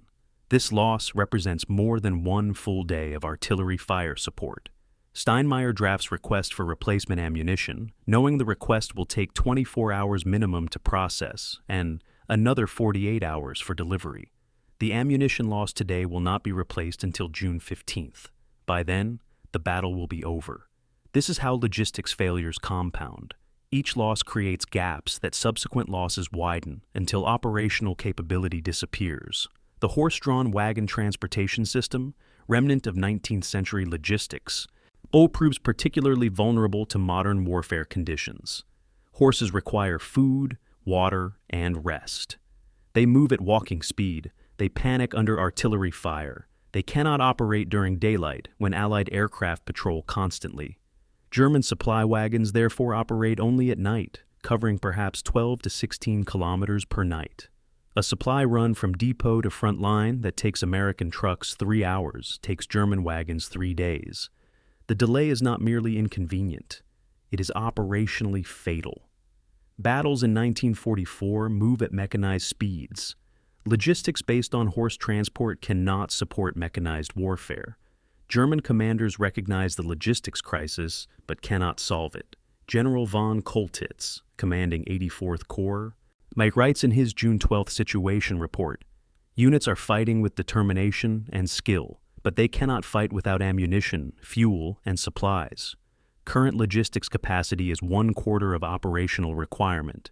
Either we receive 4 times current supply allocation, or we must conduct only limited defensive operations." The report reaches OKW in Berlin, where it is filed without action. German strategic reserves, the supplies that could alleviate frontline shortages, are being conserved for the decisive battle that Hitler anticipates.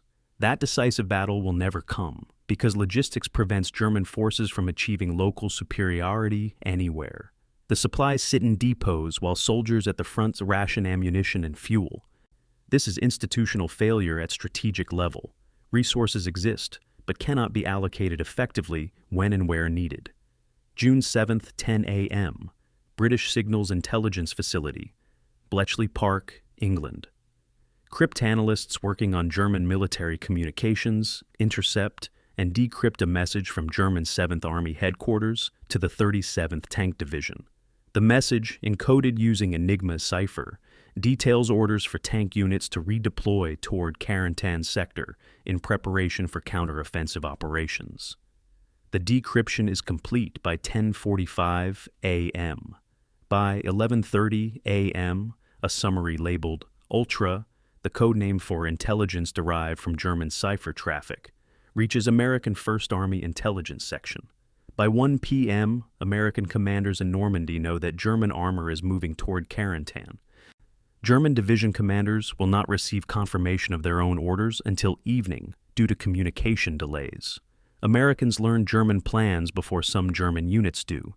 This information asymmetry is intelligence warfare at its most effective. The Ultra program, one of the war's best-kept secrets, provides Allied forces with access to German high-level communications throughout the war.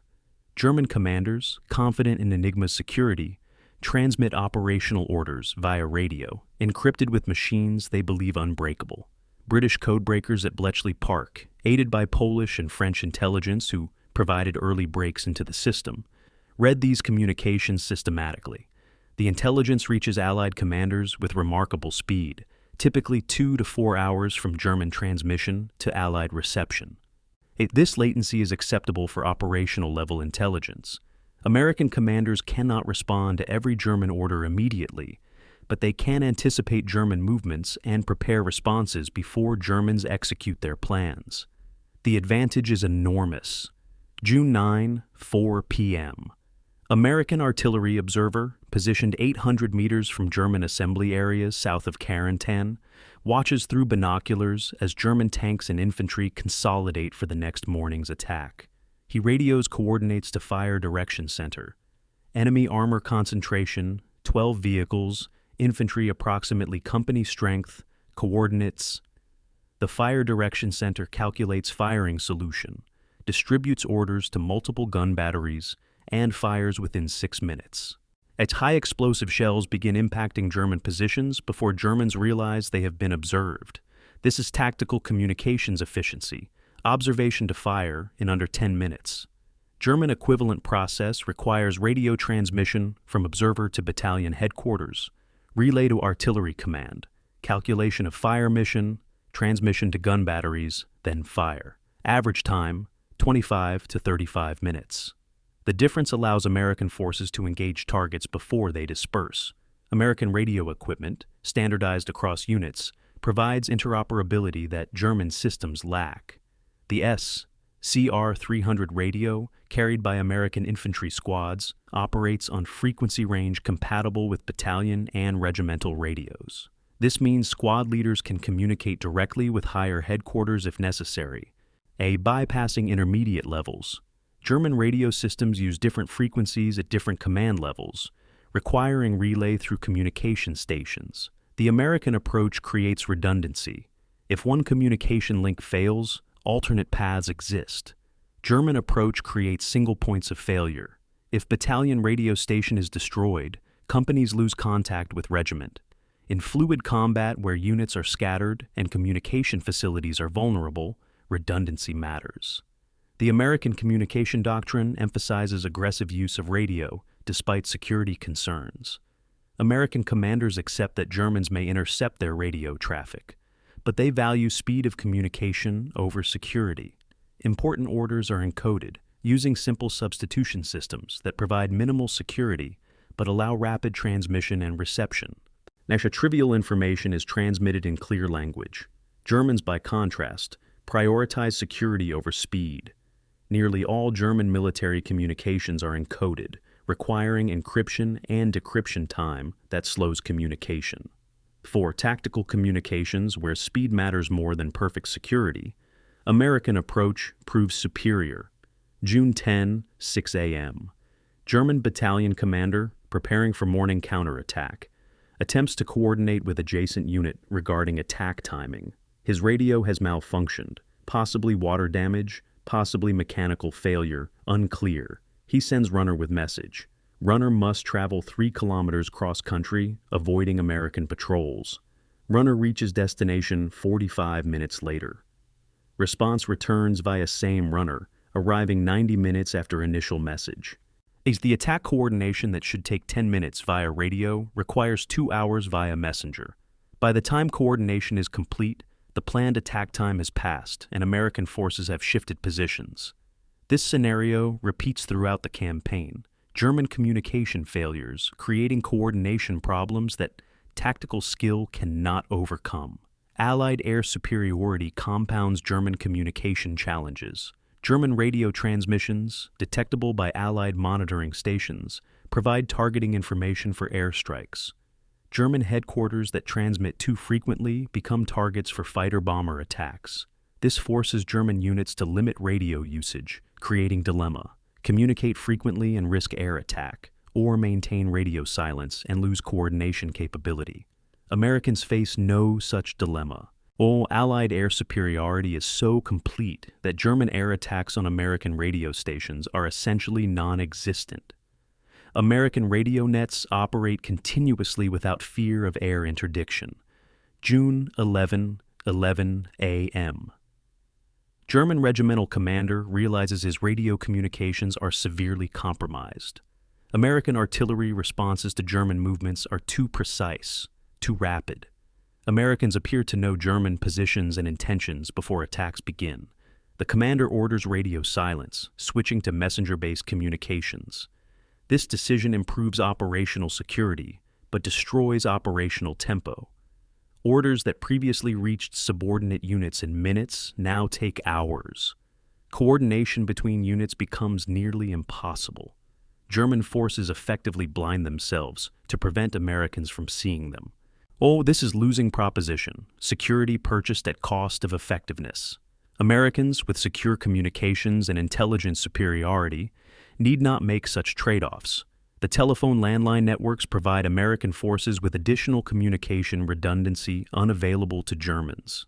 American engineers, advancing behind frontline units, install field telephone lines connecting command posts, artillery positions, and observation posts. These landlines, immune to radio jamming and difficult to intercept, provide secure communication for sensitive information. German forces, constantly withdrawing or displaced by American attacks, cannot establish equivalent landline networks. Their forces are too mobile, their positions too temporary, their engineer assets too limited. Americans build communication infrastructure as they advance. Germans abandon infrastructure as they withdraw. The cumulative effect creates American communication advantage that grows over time. Ultra-intelligence combined with tactical communication superiority creates information dominance that German forces cannot counter. Americans know what Germans plan to do through Ultra. They observe what Germans are currently doing through aggressive patrolling and forward observation. They communicate this information rapidly through redundant radio and landline networks. They respond with artillery and airstrikes faster than Germans can react. German forces, by contrast, operate with delayed information about American dispositions, compromise communications that limit coordination, and response times measured in hours rather than minutes. In modern warfare, an information superiority often matters more than material superiority. Carentan demonstrates this principle conclusively. The intelligence summary compiled by American First Army Intelligence Section, June 13th, reflects confidence born from information, advantage. Enemy forces in Carentan sector have lost tactical initiative. They react to our movements rather than executing planned operations. Their communications are compromised, and they know it. Their supply situation is critical and deteriorating. Recommend continued pressure to exploit enemy weakness. The assessment is accurate. German forces at Carentan are not defeated by superior American combat power alone. They are defeated by information warfare that allows Americans to anticipate German actions, disrupt German coordination, and exploit German vulnerabilities faster than Germans can adapt. The invisible war of communications and intelligence determines the visible outcome of tactical battles. June 6 through 14, Carentan sector. The casualties accumulate with arithmetic precision that military reporting requires but humanity resists. 412 Americans killed in action, 835 wounded seriously enough to require medical evacuation, 38 missing, presumed captured or killed but not recovered, 1,247 total casualties from American forces participating in the Carentan campaign. German casualties, estimated from captured records and battlefield assessments, 340 killed, 280 wounded and captured, 270 captured unwounded, or 890 total. Civilian casualties, 147 killed. These numbers appear in after-action reports, statistical analyses, historical accounts. They do not convey what those numbers mean to families, friends, and survivors. Baker Company, 506th Regiment, lands on June 6th with 163 soldiers, a full-strength company by airborne standards. By June 14th, Baker Company has 86 soldiers present for duty. 47 are casualties, 15 killed, 32 wounded. 30 are scattered, lost during the drop, captured or missing in ways that will not be resolved until war's end.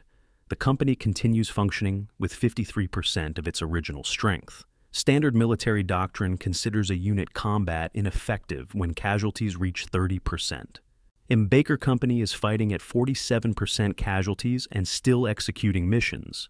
This reflects either extraordinary leadership, extraordinary courage, or simply lack of alternatives when the mission must continue regardless of losses.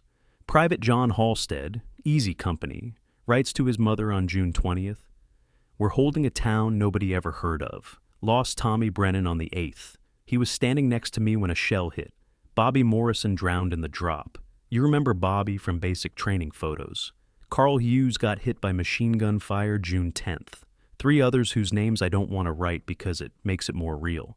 Ma, I don't know if this was worth it. They tell us Carentan was important, that linking the beaches mattered, that we did something significant. I just know 5 boys I trained with are dead, and I don't understand what we won that required them dying." The medic's experience provides different perspective on casualty statistics.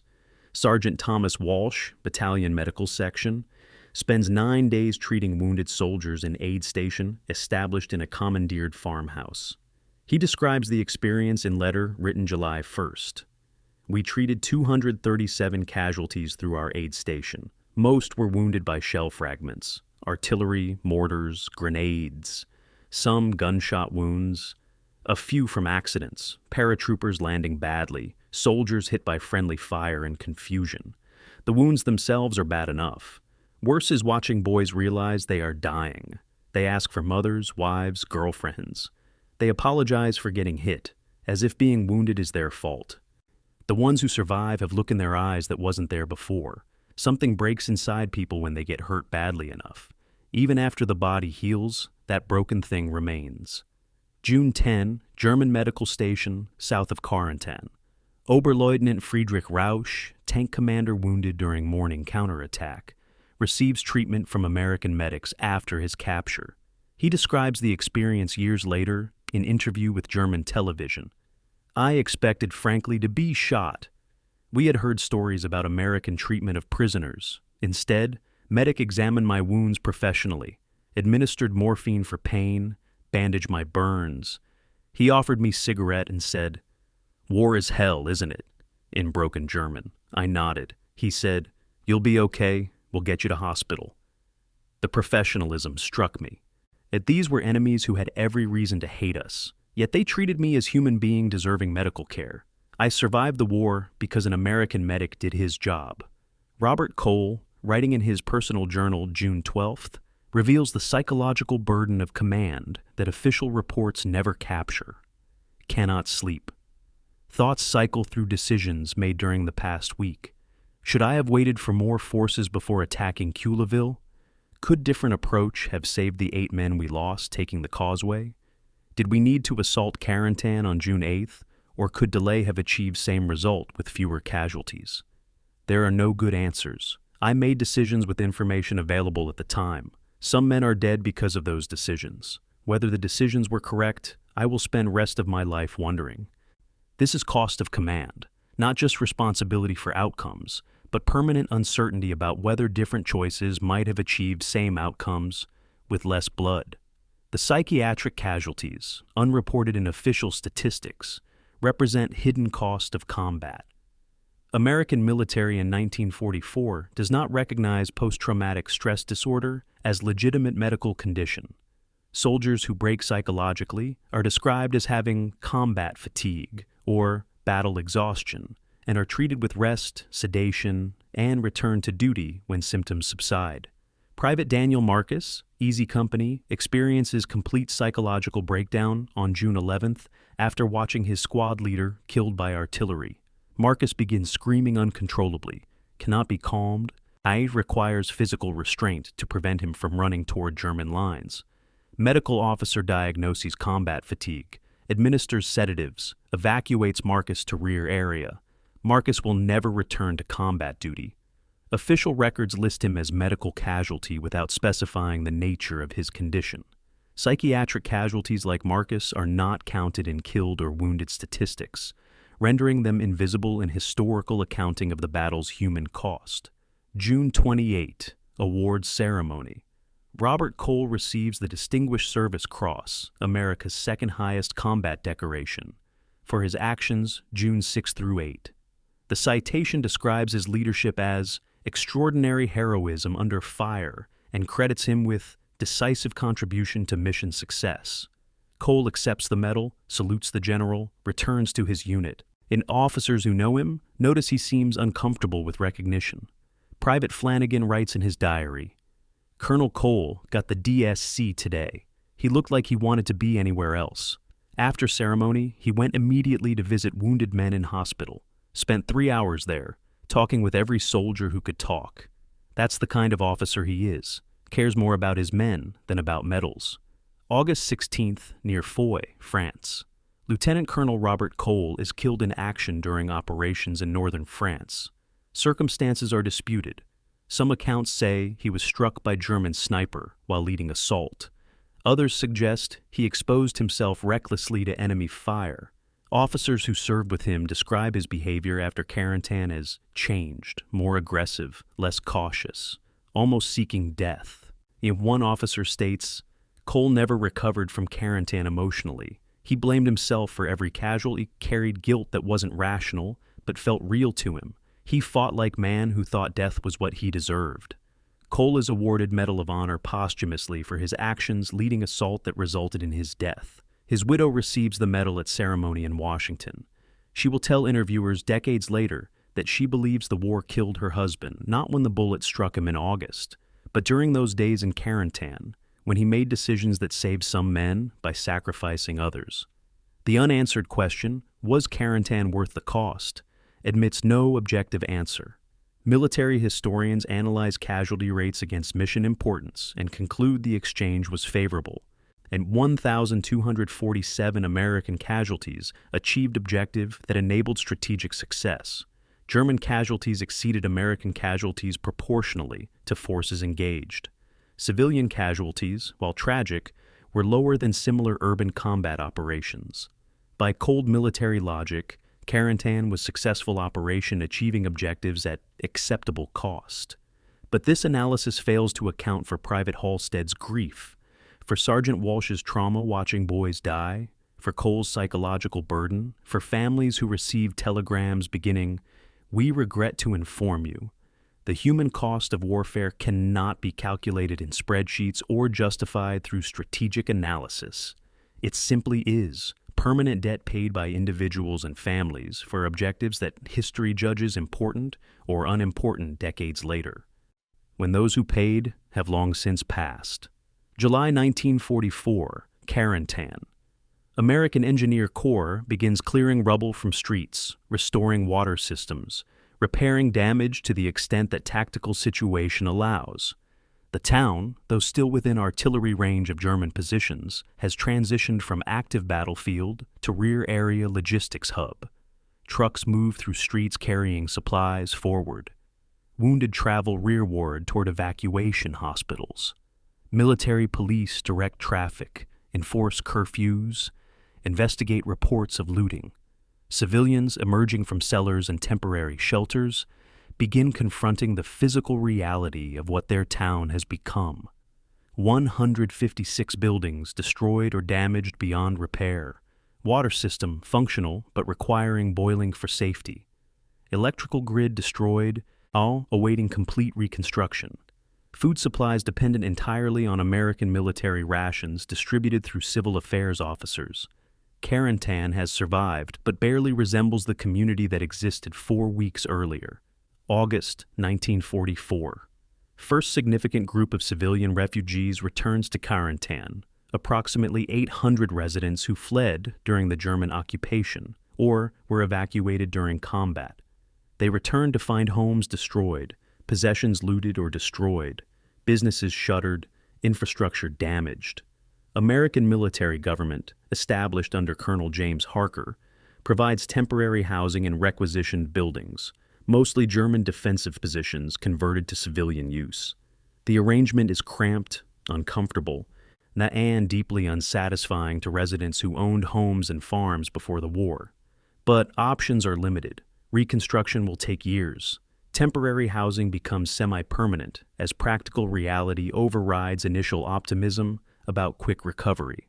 September 1944. Military government offices. Colonel Harker meets with Carentan's mayor and municipal council to discuss reconstruction priorities. The French officials present list of immediate needs: food distribution system, medical clinic, school reopening, cemetery management, legal system for resolving property disputes, economic assistance for businesses. Harker, experienced administrator who served in North Africa, understands the complexity. American military resources are focused on winning the war, not rebuilding liberated communities. He can provide basic services: food, medical care, security. Reconstruction beyond survival, minimum will require French government involvement and resources that currently do not exist because the French provisional government is still organizing itself. The meeting ends with promises of best efforts and acknowledgement that recovery will be slow. 1947, reparations negotiations. French government submits formal claim for compensation for civilian casualties and property destruction in Carentan. The claim totals 2.8 million francs, approximately $560,000 in 1947 valuation. American negotiators acknowledge civilian suffering, but argue that casualties resulted from legitimate military operations against German defenders rather than from negligence or deliberate targeting. The negotiations are delicate. France's ally, not defeated enemy, but American willingness to pay reparations for collateral damage sets precedents with implications for multiple European campaigns. Eventually, compromise is reached. American government provides financial assistance labeled reconstruction aid rather than reparations, covering approximately 40% of claimed damages. French government covers remainder through domestic reconstruction programs. Legally, the distinction matters. Practically, the money helps Carentan rebuild, regardless of what it is called. 1952, Memorial Dedication. Carentan erects permanent memorial in Town Square, listing 147 civilian casualties by name, age, date of death. The memorial's inscription reads, "To those who died so that we might live in freedom." The phrasing is diplomatic. It credits sacrifice without assigning blame to either American forces who caused some deaths or German forces who caused others. The first annual remembrance ceremony attracts survivors, French officials, American veterans, and curious onlookers. Speeches emphasize reconciliation, sacrifice, and hope for lasting peace. What remains unspoken is more complex. Lingering resentment over property destruction never adequately compensated. Anger over family members killed in bombardments that military necessity did not clearly require, frustration at years of slow reconstruction. Public commemoration emphasizes unity. Private conversations reveal more complicated emotions. By 1955, Carentan's population reaches 9,200, exceeding pre-war levels. Economic recovery, driven by agriculture and small-scale manufacturing, provides employment for returning residents and attracts new arrivals from other war-damaged regions. The town rebuilds, though with significant changes to medieval street patterns necessitated by modern infrastructure requirements.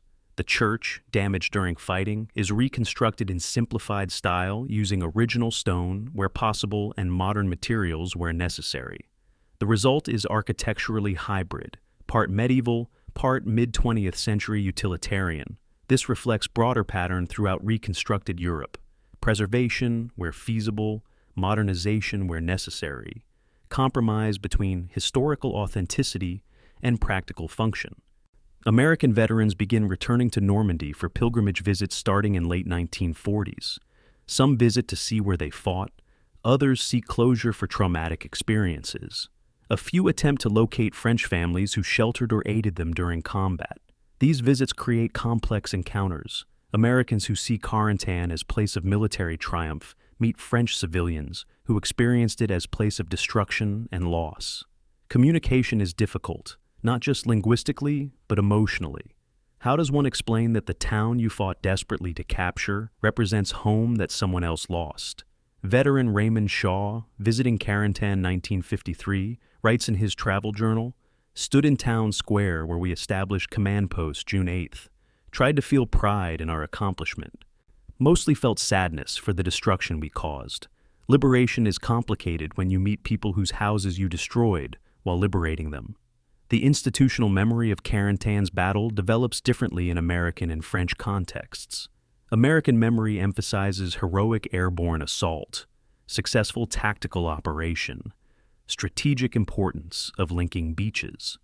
French memory emphasizes civilian suffering, destruction of homes and communities, slow reconstruction. Neither memory is wrong, but neither is complete. The battle had military and civilian dimensions that produced different experiences and different meanings for those involved. American veterans remember Carentan as victory purchased with sacrifice. French civilians remember it as survival purchased with loss. Both memories are valid. The challenge for commemoration is honoring both without privileging one over the other. By 1970, Carentan has fully recovered economically and demographically. The town functions as modest regional center for agriculture and commerce. Physical scars of combat have largely disappeared. Buildings reconstructed, streets repaved, infrastructure modernized. Psychological scars persist more subtly. Survivors of the battle, now middle-aged or elderly, retain memories that occasional triggers, loud noises, low-flying aircraft, thunderstorms, activate. Children born after the war grow up with stories from parents and grandparents about the battle, but have no direct experience of combat. The generational transition from lived memory to inherited history has begun, changing how the community understands and relates to its wartime experience. Modern Carentan, population approximately 10,000, maintains relationship with its World War II history through museums, memorials, annual ceremonies, and tourism. American veterans and their families visit regularly, contributing to local economy and participating in remembrance events. The relationship is generally positive. Most French residents appreciate American role in liberation, while maintaining clear memory of liberation's costs. The complexity and ambivalence visible in immediate post-war period have mellowed into more simplified narrative. Americans fought bravely. French suffered significantly. Together they defeated Nazism, peace resulted. This simplified narrative serves useful commemorative function, even if it glosses over messier historical realities. Communities, like individuals, sometimes need simplified narratives to process complex traumas. 1960, Purdue University. Historian Stephen Ambrose begins research for what will become the first scholarly examination of the 101st Airborne Division's Normandy campaign. Ambrose, interviewing dozens of veterans and examining military records, concludes that Carentan was an essential turning point in the campaign. His analysis emphasizes the tactical challenge of linking separated beaches and credits, American paratroopers, with achieving difficult objective against determined opposition. The conclusion reflects 1960s historiography, emphasis on military operations, all celebration of American accomplishment, minimal attention to broader strategic context or civilian experience. Ambrose's work becomes foundational text, shaping how historians and public understand Carentan for next 2 decades. 1995, University of Pennsylvania. Military historian Russell Weigley publishes revised analysis challenging earlier interpretations of Carentan's importance. Weigley, examining broader operational context, argues that linking Utah and Omaha Beaches was important, but not essential in ways earlier historians claimed. Alternative approaches existed.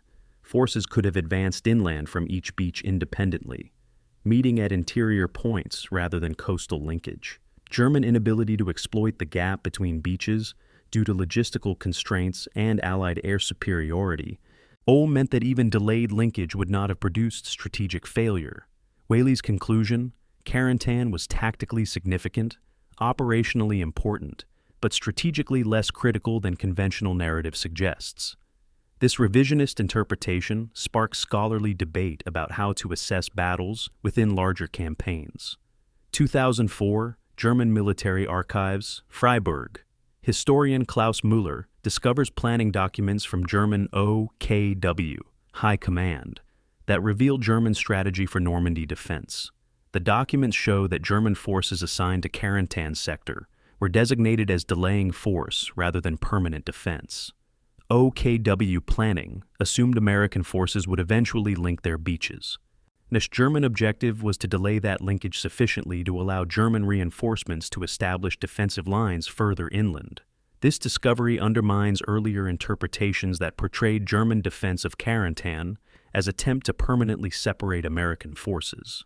Von der Heide's withdrawal from Carentan, sometimes portrayed as tactical retreat forced by circumstances, appears in German planning documents as expected outcome, once American numerical superiority became clear. 2010, Joint Historical Symposium, Carentan. American, French, and German historians gather to present research and debate Carentan's significance. The symposium produces consensus statement reflecting current scholarly understanding. The Battle of Carentan was tactically significant, always enabling American forces to link separated beaches ahead of planned timeline. It was strategically valuable but not decisive. Alternative scenarios existed that would have produced similar outcomes with different timing.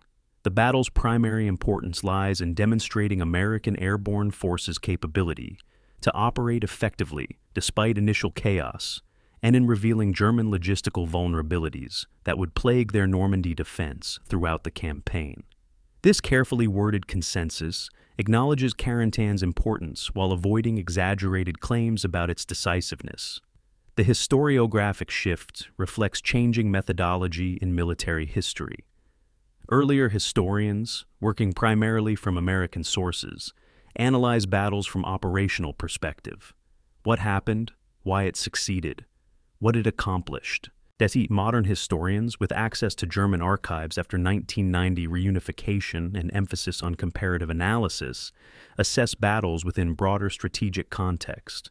This produces more nuanced conclusions that complicate simple victory narratives. Carentan remains an important battle, but its importance is qualified by recognition that wars are won through cumulative effects of multiple operations, rather than single decisive battles. Alternative scenario analysis. Methodological approach gaining prominence in 1990s military history asks, what if? Questions about key decisions. What if American forces had captured Carentan on June 12th instead of June 8th? Analysis suggests 4-day delay would have postponed American breakout operations by approximately 1 week. Cherbourg's capture would have occurred in early July rather than late June. Overall campaign timeline extends roughly 8 to 10 days, but ultimate outcomes remain unchanged because German forces lacked strategic reserves to exploit delayed American consolidation. This analysis suggests Carentan accelerated American success rather than enabling it. Important distinction for assessing the battle's historical significance. Comparative analysis places Carentan in context of other Normandy battles. Saint-Lô, fought in July 1944, cost significantly more casualties and enabled more significant breakthrough. Cherbourg's capture provided greater logistical benefit. The Falaise Pocket Battle in August essentially destroyed German forces in Normandy. Relative to these engagements, Carentan appears as important but not uniquely critical. This comparative approach challenges earlier historiography that treated Carentan as singular turning point. Modern consensus views Carentan as one of several key battles that collectively determined campaign outcome, rather than as the decisive engagement. The German perspective, largely absent from early histories due to limited source availability, reveals that German commanders viewed Carentan as expected loss rather than shocking defeat. Von der Heide's post-war memoir describes Carentan defense as necessary delay that cost more than anticipated but achieved its objective of slowing American consolidation. German assessment focuses on preservation of combat forces for future operations rather than holding specific terrain. This strategic flexibility, trading space for time, was consistent German doctrine when facing superior forces. American historians, accustomed to battles where terrain objectives matter, sometimes misinterpreted German withdrawal as defeat, when Germans viewed it as successful delay operation. The academic debate about Carentan's importance reflects broader questions about how to assess military operations. Should historians emphasize what commanders intended to accomplish, what they actually accomplished, what might have happened with different decisions, or how specific battles fit within larger strategic patterns? No single approach provides complete answer. Carentan illustrates this complexity. It was important because American commanders believed it was important and allocated forces accordingly. And it was less important strategically because alternatives existed. It was critically important to soldiers who fought there. It was tragically important to civilians who died there. Historical significance depends on which perspective and which criteria one emphasizes. By 2020, scholarly consensus holds that Carentan represents typical Normandy battle, difficult tactical challenge solved through American material superiority and German logistical weakness, important for maintaining operational momentum, but not decisive for ultimate campaign outcome. This assessment, while accurate, lacks the dramatic clarity that popular histories prefer. Public memory continues emphasizing Carentan as crucial victory because simple narratives serve commemoration better than complex analysis. Now, historians must navigate tension between scholarly accuracy and public understanding, acknowledging both the battle's real importance and the limitations of its strategic significance. Carentan mattered, just not quite as much as some earlier accounts claimed. 1999, Carentan Town Square, June 6th. Aging veterans of Easy Company, 506th Regiment, returned to Normandy for 55th anniversary of D-Day. They are in their mid-70s now, many using canes or walking with difficulty. They gather around the memorial listing civilian casualties, reading names silently. Then they walk town streets they last saw in combat, pointing to positions where they fought, buildings where comrades died, stretches of road where German machine guns fired. Private Flanagan, at now 74 years old and retired postal worker, stands at the causeway where American forces advanced under fire June 8th. He tells his grandson, "We came down this road knowing German guns were waiting. 8 men died in first 5 minutes. We kept moving because we had to. I don't remember feeling brave. I remember feeling terrified and doing the job anyway because everyone else was doing it." 2004, German television interview. Friedrich von der Heide, 96 years old and weeks away from death, discusses the Carentan battle in his final interview. The interviewer asks if he believes German forces could have won with better resources. Von der Heide pauses, considers the question with the long perspective of age and distance from combat. "We were not defeated by American soldiers, though they fought well. We were defeated by American logistics, American industry, American ability to sustain operations indefinitely. My regiment could not match that. No German unit could.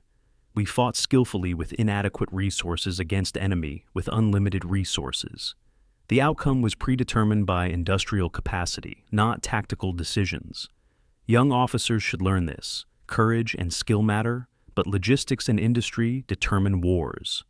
2014, Fort Campbell, Kentucky. Modern paratroopers from 506th Regiment's reconstituted unit visit the regiment's museum before deploying to Afghanistan. They study exhibits about Carentan, uniforms, weapons, maps, photographs, oral histories. The combat they will experience in Afghanistan bears little resemblance to World War II. No flooded drop zones, no German paratroopers, and no medieval towns to capture. But the lessons persist. Importance of small unit leadership, necessity of adaptation under chaos, reality that plans disintegrate upon contact with enemy. Staff Sergeant Michael Torres, examining Robert Cole's Distinguished Service Cross display, remarks to his squad, "He made decisions not knowing if they were right, trusting his judgment and his soldiers. That's still what we do. Circumstances change. That doesn't." 2024, present day. Carentan Town Square. Documentary narrator stands where American command post was established June 8, 1944. The town has changed completely. Cars parked where German defensive positions were dug. Cafe operating where sniper positions overlooked American approaches. Children playing in playground built on ground where artillery impacted. 80 years have passed. No one alive today directly experienced the battle. Memory has transitioned from lived experience to inherited history to cultural narrative. The memorial still lists civilian casualties. The museum still displays artifacts. But the battle itself has become story told by people who heard it from people who were there. History mediated through generations. A surviving Easy Company veteran, one of fewer than 10 still living in 2024, provides final perspective in the documentary interview. Ralph Johnson, 98 years old, sitting in his Ohio apartment surrounded by photos and medals. People ask me if Carentan mattered. I tell them it mattered to us. We were ordered to take that town, and we took it. Was it the most important battle of World War II? No. Did it change the course of history? Probably not as much as people think. But it was our battle. We fought it, some of us died fighting it, and those who survived carry it with us. That's what made it matter. Not grand strategy, but personal commitment. We didn't know if taking Carentan would win the war. We knew it was what we were ordered to do, and we did it. That's all soldiers ever do. The statistical context provides sobering perspective.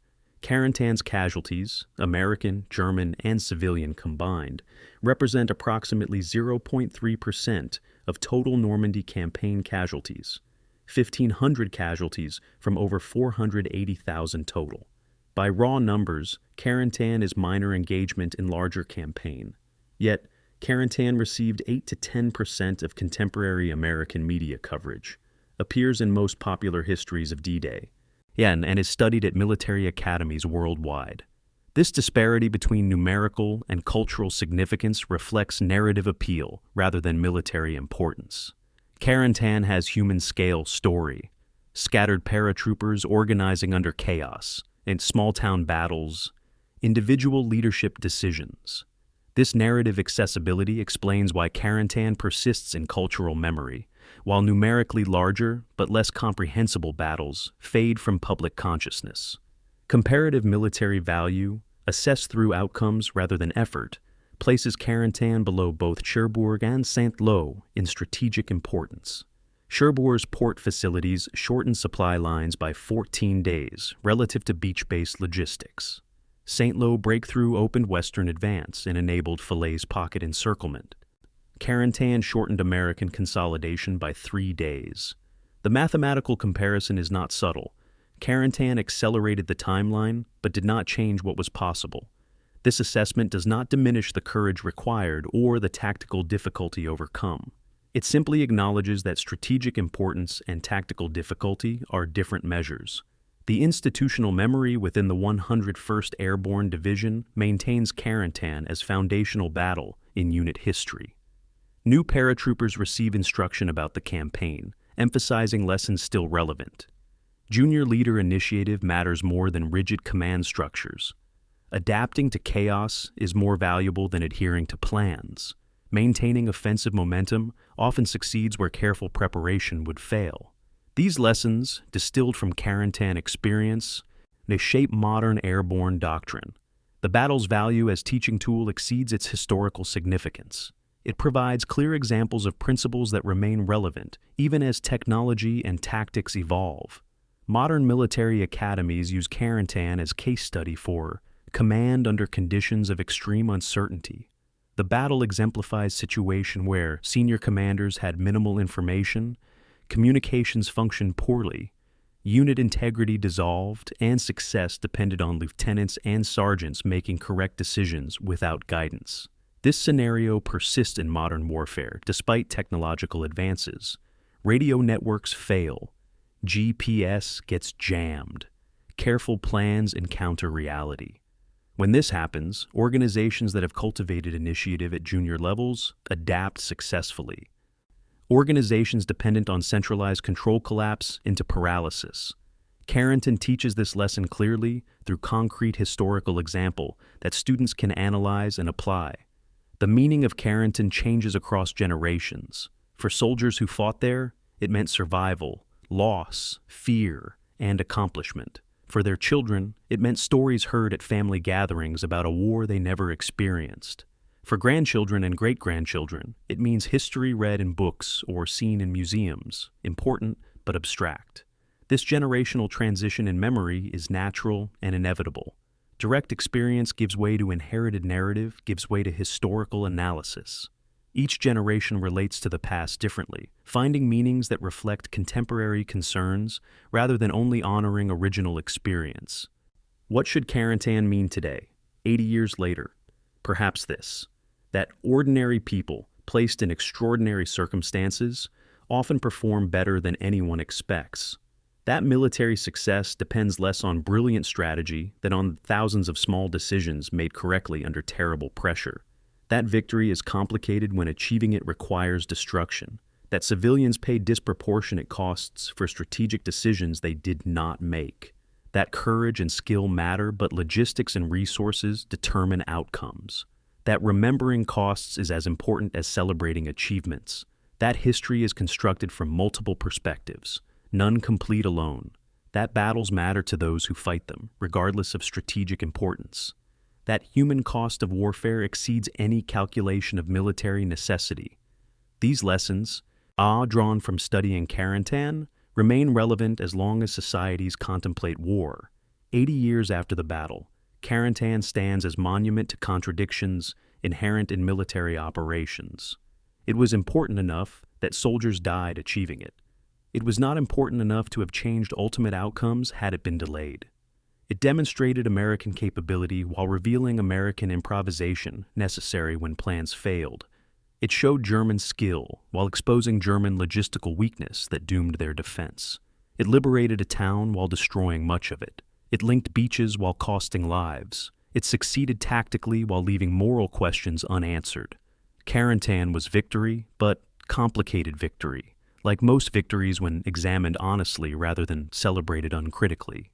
That complexity is perhaps the most important lesson, that warfare produces outcomes where success and tragedy coexist, where celebration and mourning both are appropriate, where historical significance depends on which questions one asks, and whose perspective one privileges. Carentan means what we need it to mean: testament to courage, caution about costs, reminder that humans endure and sometimes prevail through circumstances that should overwhelm them. The meaning is not fixed. It evolves as we do, remaining relevant precisely because it resists simple interpretation.